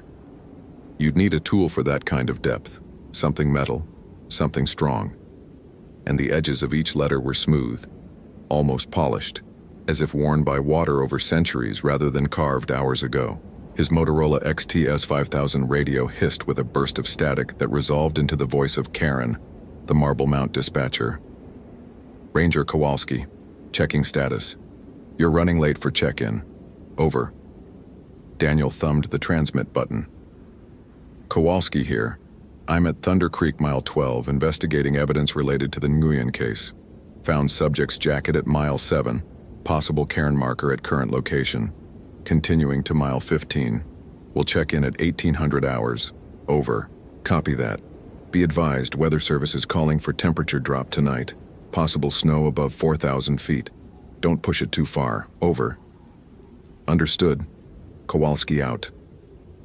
He clicked off the radio and stood, shouldering his pack. The weight was familiar, reassuring. 3 liters of water, first aid kit, emergency bivvy, fire starter, extra batteries, protein bars, topographical maps. Standard overnight patrol kit. He'd done this loop dozens of times. The trail climbed steadily toward Trikuni Peak, switchbacking through old growth that hadn't seen significant fire damage in centuries. Daniel knew the statistics. North Cascades National Park encompassed 504,654 acres, 93% designated wilderness, hosting approximately 20,000 visitors per year across all regions. Thunder Creek Trail saw maybe 300 hikers annually. Remote, isolated, easy to disappear in. But people didn't just disappear. They fell. They got hypothermic. They made bad decisions and suffered consequences. There was always an explanation. Always a chain of causation that led from A to B to C. The third marked location appeared at Mile 15, like a wound in the landscape. The trees had been cleared in a perfect circle, 40 feet in diameter. Every trunk cut at exactly the same height, 7 feet.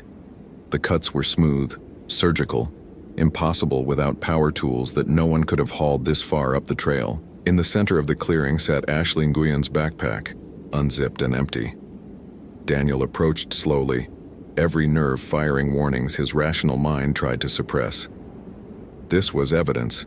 This was a crime scene.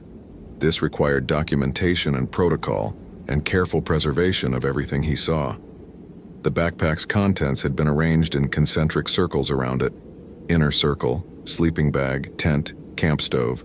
Middle circle, clothing, neatly folded. Outer circle, food packaging, emptied, every wrapper and can and bag torn open and licked clean. A week's worth of supplies consumed. He photographed everything, hands steady through pure will, while his mouth filled with saliva that tasted like copper.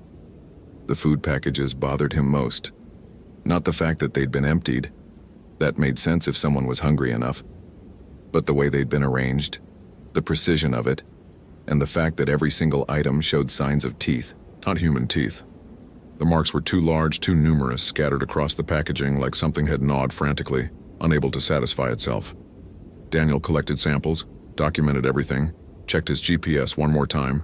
48.7634 degree N, 1 and 21.1276 degree DW. Elevation, 5,287 feet. The sun was dropping toward the peaks, throwing long shadows across the cleared circle. He had maybe 90 minutes of good daylight left. His training said to return now, report findings, wait for the SAR team to mount a proper search with full support. His gut said Ashley Nguyen was still out here somewhere, and every hour mattered. He made the call based on data. Core temperature still stable, weather holding, enough light to reach the next ridge and assess. He'd turn back if conditions deteriorated. The trail beyond Mile 15 climbed steeply, gaining 800 feet in the next mile. Daniel's breath came harder, not from exertion but from the cold that had intensified to an aching pressure in his chest. His thermometer read 42 degrees. It felt like 20. He found the blood at Mile 16. Not a lot, just a smear across a boulder beside the trail, dark and oxidized but recent enough that his field test confirmed it was human. AB positive. Same blood type listed in Ashley's medical records that her sister had provided. Daniel swabbed it, sealed it, marked the location. Evidence, facts. A story beginning to emerge. The story said Ashley had made it this far. The story said she'd been injured, bleeding. The story said she'd continued up the trail anyway instead of turning back. Why? Daniel looked up the path, watching it disappear into shadows between the hemlocks. The silence pressed against his ears like physical weight. No wind, no animal sounds, nothing. He noticed the trees here were damaged, not stripped like the spiral Douglas fir, but marked with deep gouges that ran parallel to the ground, 4 or 5 lines together, spaced like fingers. Except no bear could reach 10 feet up a trunk, and no bear left marks that deep. Daniel touched one gouge and found it sticky with sap that had frozen in the cold. Fresh. Hours old, maybe. Something was bleeding these trees. His scientific mind provided the word. Exudate. Trees produced resinous sap in response to injury, a defense mechanism against pests and disease. But this was wrong.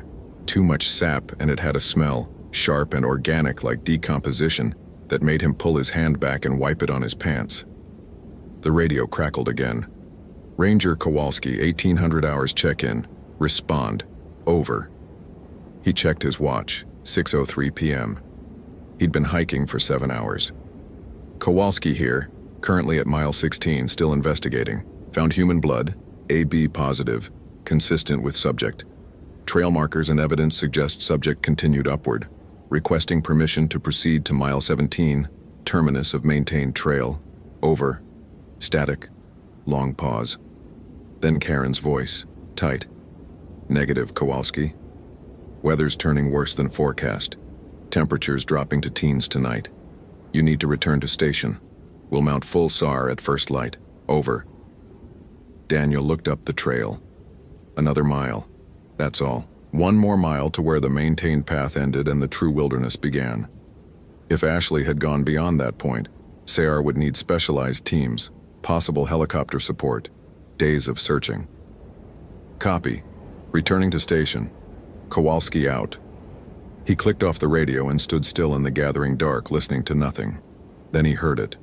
A voice, distant and thin, calling from higher up the mountain. Not words exactly, more like the shape of words, the ghost of human speech drifting through the trees with the first needles of snow that were beginning to fall. Daniel's analytical mind categorized the sound. Auditory stimulus, possibly wind through tree branches creating harmonic resonance that the brain interprets as speech. Possible explanation? Rational. But he knew what he'd heard. Someone was up there. He started climbing. The trail deteriorated rapidly beyond mile 16, maintained path giving way to rough scramble over loose scree and exposed roots. Snow fell harder, fat flakes that caught in his eyelashes and melted against his neck. His headlamp carved a narrow tunnel through the dark. Everything beyond its reach an absolute void. At 6,147 feet elevation, the trees ended. Above, only bare rock and ice stretched toward Trikuni Peak's summit. Daniel swept his headlamp across the transition zone and saw it immediately. A cave entrance, small and irregular, half hidden behind a boulder fall. And leading to it, a trail of bare footprints in the fresh snow. Human feet, small. Woman size 7, same as listed in Ashley's description. Except they were wrong. The stride was too long, the depth inconsistent, and the toes. Daniel knelt and examined the clearest print. The toes showed elongation, the proportions distorted. He stood and aimed his light at the cave. The footprints went in. None came out. Ashley Nguyen. His voice cracked against the stone and died without echo. If you can hear me, this is Park Ranger Daniel Kowalski. I'm here to help you. Please respond. Silence. Then from inside the cave, that sound again. The ghost of words, closer now, almost understandable.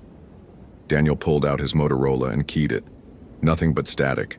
Too much rock, wrong angle for relay towers. He was alone. He entered the cave. The passage was narrow, forcing him to turn sideways, rock scraping his pack. His headlamp showed stone walls slick with ice, the floor descending at a steep angle.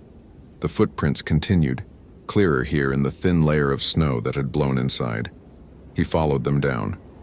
The cave opened into a chamber maybe 20 feet across, ceiling lost in darkness above. Daniel's light found the walls first, covered in markings, thousands of them scratched and gouged and carved into the stone.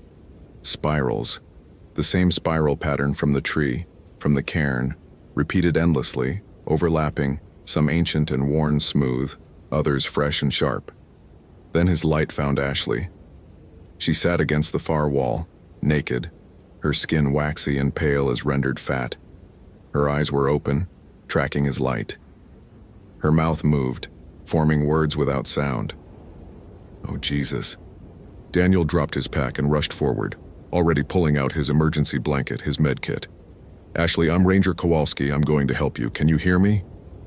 Her lips kept moving, not words, chewing motions, rhythmic, constant. Her jaw worked, but nothing came out. Daniel wrapped the emergency blanket around her and checked for vitals. Pulse present, but thready. Body temperature far too low. His digital thermometer gave an error reading below its minimum threshold of 90 degrees. She should be dead. Hypothermic victims didn't stay conscious at these temperatures. Ashley, can you understand me? Blink if you can hear me.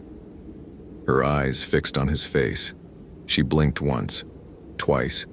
Her chewing mouth kept moving. I'm going to get you out of here. We need to get you warm. Can you walk? She shook her head slowly, and for the first time Daniel saw what his light had missed. Her legs were wrong. The proportions were stretched, elongated. The knees bent backward in a way that made his stomach lurch. Not broken, reformed. The bones had curved and reshaped into something that wasn't quite human anymore. His scientific mind tried to process it. Impossible skeletal reconfiguration.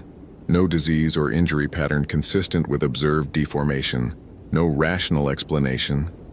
Ashley's mouth opened wider than it should have been able to, and she spoke in a voice that sounded like wind through a frozen tunnel. So hungry. Daniel scrambled backward, his headlamp beam jerking across the cave. His hand found his radio automatically, muscle memory, even though he knew it was useless. The static hissed like laughter. Ashley stood. The motion was fluid and wrong, her elongated legs straightening with joints that bent in too many places. The emergency blanket slid off her shoulders. In his headlamp's beam, he saw that her torso had thinned, her ribcage visible through skin that looked stretched over a frame that had grown too large for it. I tried not to, she said, and her voice carried a horrible note of apology. I tried so hard, but it wouldn't stop. The hunger wouldn't stop. Daniel's back hit the cave wall. His hand closed around his canister of bear spray, the only weapon he carried. Ashley, we can get you help. There are doctors, specialists. I ate it all. Her head tilted at an angle that human necks couldn't achieve. Everything I brought. Then I found the deer. Then the rabbit. Then... She took a step toward him, that horrible backward bent leg folding and extending. It's never enough. I'm never full. Do you understand? Never.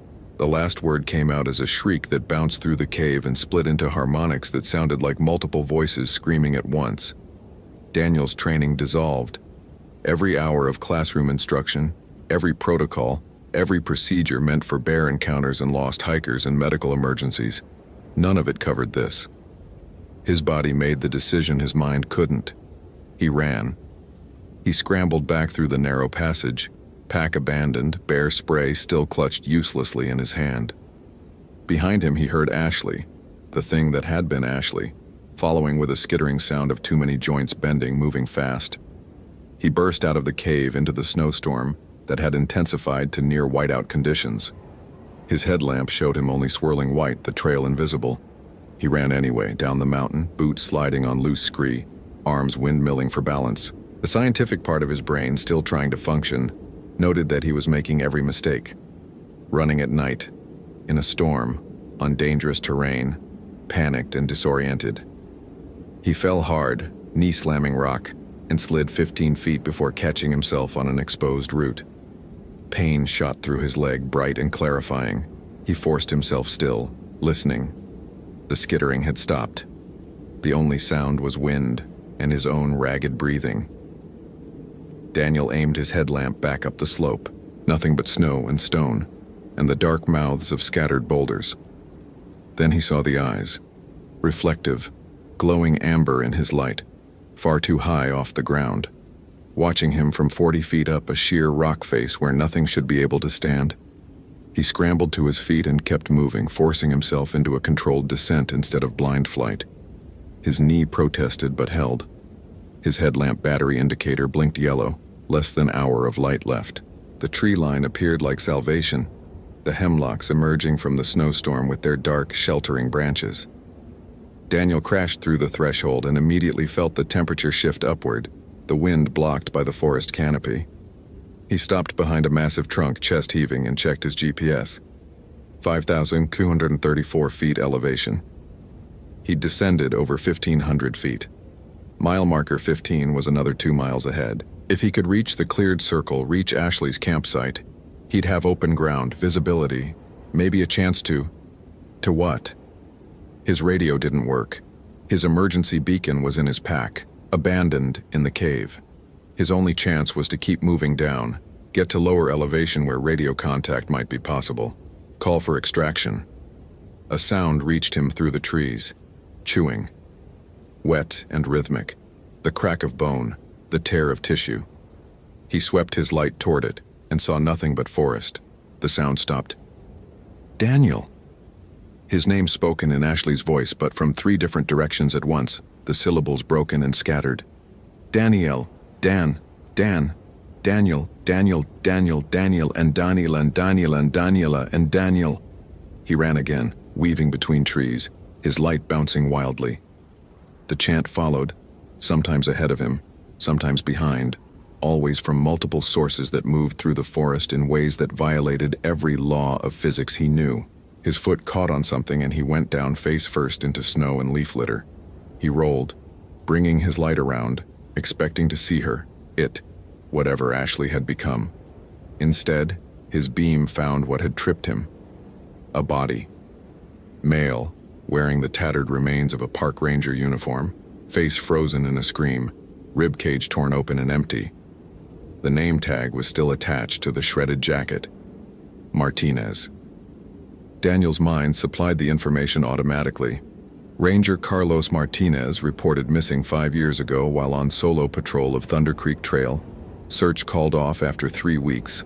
Presumed dead due to exposure or fall. Body never recovered. The body had been here for 5 years, being fed on. Daniel could see it in the marks on the bones, the spiral scratched patterns gouged into frozen flesh, the evidence of something returning again and again to feed. He lasted almost 2 months. Ashley's voice came from directly above him. Daniel looked up and saw her clinging to a tree trunk 20 feet overhead, body folded in impossible angles, face elongated into something that was no longer even remotely human. The hunger made me strong enough to catch him, but he was too afraid. His meat turned bitter with fear. Yours will be better. You're trying so hard to understand. Your thoughts taste like copper in winter. Daniel's hand, operating on pure instinct, raised the bear spray and pressed the trigger. The stream shot upward, catching her, full in the face. The shriek that followed wasn't remotely human. It was wind and branches breaking and ice splitting and 1,000 other natural sounds compressed into a voice of pure rage. The thing that had been Ashley fell from the tree, limbs flailing, and Daniel didn't wait to see where it landed. He ran. His headlamp died at mile marker 12, the battery finally giving out. He kept moving by feel, one hand on his compass, the other extended to catch himself when he stumbled. The forest was absolute darkness. Snow still falling, covering his tracks even as he made them. The chewing sounds followed him, sometimes close, sometimes distant, a constant reminder of what hunted him through the dark.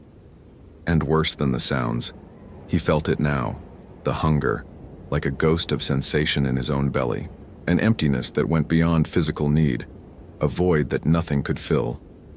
His scientific mind, still struggling to function, presented the word his cultural education had always dismissed. Wendigo. Algonquian legend. A creature of insatiable hunger, created when humans resorted to cannibalism during winter starvation, transformed into something that could never be satisfied no matter how much it consumed. The more it ate, the hungrier it became, locked in an eternal cycle of need. Myth, folklore, cultural narrative to prevent cannibalism taboos. except he'd seen it. Seen Ashley transformed, her body reshaped by something that operated outside the laws of nature he'd built his life around. His foot hit something flat and hard. The trail. Actual maintained trail with gravel and drainage and survey markers. Mile marker 11 appeared in the darkness like a pale gravestone. He grabbed it and used it to orient himself downward. The hunger grew stronger. Daniel realized with mounting horror that he could feel where Ashley was, the presence of her hunger like a beacon in the dark, drawing him even as he fled. The connection was forming, the thing inside her reaching out to plant its seed in him, the whisper of what it would be like to never be full, never satisfied, never enough. He bit his tongue hard enough to draw blood, using the pain to focus. The metallic taste filled his mouth, and for a moment the hunger intensified to a roar that almost dropped him to his knees. No. His hands found a tree trunk and he held on, forcing himself to breathe. He was Daniel Kowalski. He had a master's degree in forest ecology. He knew the Latin names of every plant species in this park. He knew soil composition and fire succession patterns and wildlife migration routes. He knew real, measurable, documented truth. But he also knew something else now. There were hungers in the world that science hadn't cataloged, transformations that biology couldn't explain, and some disappearances weren't about being lost at all. They were about being changed. Mile marker 7 appeared through the snow, the spiral-stripped tree still standing like a monument to the impossible. Daniel stopped and stared at it, understanding suddenly what it meant. This was a marker, a territory sign. This was where the Wendigo's range began, where it had marked its hunting ground. How long had it been here? How many rangers had disappeared over the years, their bodies written off as exposure or falls, never knowing they'd been fed upon by something that grew stronger with each meal? His Motorola crackled to life. "Ulski, respond." Karen's voice, broken but present. "Readings show, storm, extraction." He grabbed the radio with shaking hands. "Kowalski here. Emergency situation, Thunder Creek, Mile 7. Subject Ashley Nguyen is..." How did he explain this? "Subject is extremely dangerous. Possible exposure-related psychotic break has attacked..." The radio died again, his words cut off. But it had worked, even briefly. Lower elevation meant better signal. He just had to keep moving. Mile marker 5. 4, 3. Each number brought him closer to the trailhead, to his truck, to civilization and electric lights and other people and all the things that couldn't possibly coexist with what he'd seen. The hunger was fading, or maybe he was just learning to live with it. That gnawing emptiness that promised to grow with each passing hour unless he fed it, fed it so feed it, thungry soul, hungry, never full, never enough. Daniel bit his tongue again, harder. Blood filled his mouth and he spat it into the snow. Mile marker 1 appeared, and beyond it the parking area, and his truck, and Ashley stood in the middle of the trail. Not the transformed thing from the cave. Ashley, as she'd looked in the photo her sister had showed him. Petite, athletic, wearing her teal North Face jacket with yellow reflective strips. Her face was human, her body proportioned correctly, her eyes reflecting his emergency light with normal human brightness. "Please," she said, and her voice was hers. No wind tunnel resonance, just the desperate plea of someone lost and alone. "Please don't leave me here. I'm so scared. I don't know what's happening to me." Daniel stopped 20 feet away, every muscle locked in conflict. His analytical mind presented the data. Possible temporary reversion, psychological manipulation, predator mimicry to lure prey. His human heart said, "This is Ashley Nguyen, 26 years old, graduate student in environmental science, someone's sister, someone who came to these woods for peace and found something that unmade her." "Ashley." His voice came out surprisingly steady. "I can't help you, not like this, but I can make sure others know, make sure this doesn't happen again." Her face crumpled. No, please, I just need food, just a little food, and I'll be okay again, I promise, just let me..." She blurred into motion, impossibly fast, the human disguise shredding away as her body elongated, and her jaw unhinged and her legs bent backward with a sound like wet wood splitting. Daniel had his radio in his hand. He threw it as hard as he could, watched it arc through the falling snow, watched Ashley's head track it automatically, predator instinct following movement. He ran for his truck, keys in the ignition where he always left them, hand shaking as he turned them, engine grinding once, twice, catching on the third try. Headlights blazed to life, illuminating the parking area and the trail, and the thing that was sprinting toward him with a skittering four-legged gait. Daniel slammed the truck into reverse, tires spinning in fresh snow, then forward, then accelerating down the Forest Service road as fast as he dared on the icy surface. In his rearview mirror, he saw Ashley standing at the edge of the light, her elongated form swaying, before the darkness swallowed her completely. He drove for 2 hours without stopping, down out of the mountains, following the Cascade River Road until it joined the highway, then south toward Marble Mount, hands locked on the wheel, mind carefully blank. The ranger station was lit up when he arrived, emergency vehicles clustered in the parking lot. Karen met him at the door, her face tight with worry that dissolved into relief. "Jesus Christ, Kowalski. We've been trying to raise you for hours." "Weather service." She stopped, seeing his face. "What happened?" Daniel opened his mouth, closed it, tried again. What happened? He'd found evidence of a missing person. He'd documented it according to protocol. He'd followed the trail into terrain that exceeded safety parameters. He'd encountered the subject in a state of severe medical distress. He'd been forced to retreat when the subject became aggressive. All true. All explainable within the framework of normal emergency response. The rest, the transformations, the hunger, the thing that lived in the cave and fed on those who ventured too far up Thunder Creek Trail, that wasn't in any protocol. That required words his profession didn't have, explanations his education hadn't prepared him for. "I found evidence of the subject at multiple locations," he said finally, "but I wasn't able to make contact. Weather conditions forced me to abort the search. We need to..." He stopped, thinking of SR teams climbing to mile 15, to mile 16, to that cave. "We need to declare the search suspended due to hazardous conditions." Karen's face tightened. "Daniel, her sister is here. She's been waiting for news. You can't... The subject is deceased." The words came out flat, automatic. Probable exposure. Body recovered would require technical climbing team in favorable weather conditions. Minimum 1 week before conditions allow for recovery operation. It was a lie. But it was the kind of lie that would keep people away from Thunder Creek Trail for a while, at least until he could figure out what to do with the truth. Karen studied his face, then nodded slowly. "All right, I'll make the notifications. You should go home. Get some rest. You look like hell." Daniel nodded and walked to his office, closed the door, and sat down at his desk. The hunger was still there, a pilot light in his gut, but manageable. For now. He pulled up the park's historical records on his computer and searched for missing persons. Thunder Creek area, last 20 years. The list loaded slowly. 11 names. 11 people who'd gone into those woods and never come out. 11 searches that had been called off due to terrain, weather, lack of resources. 11 people whose bodies had never been recovered. 11 people who might have become exactly what Ashley had become.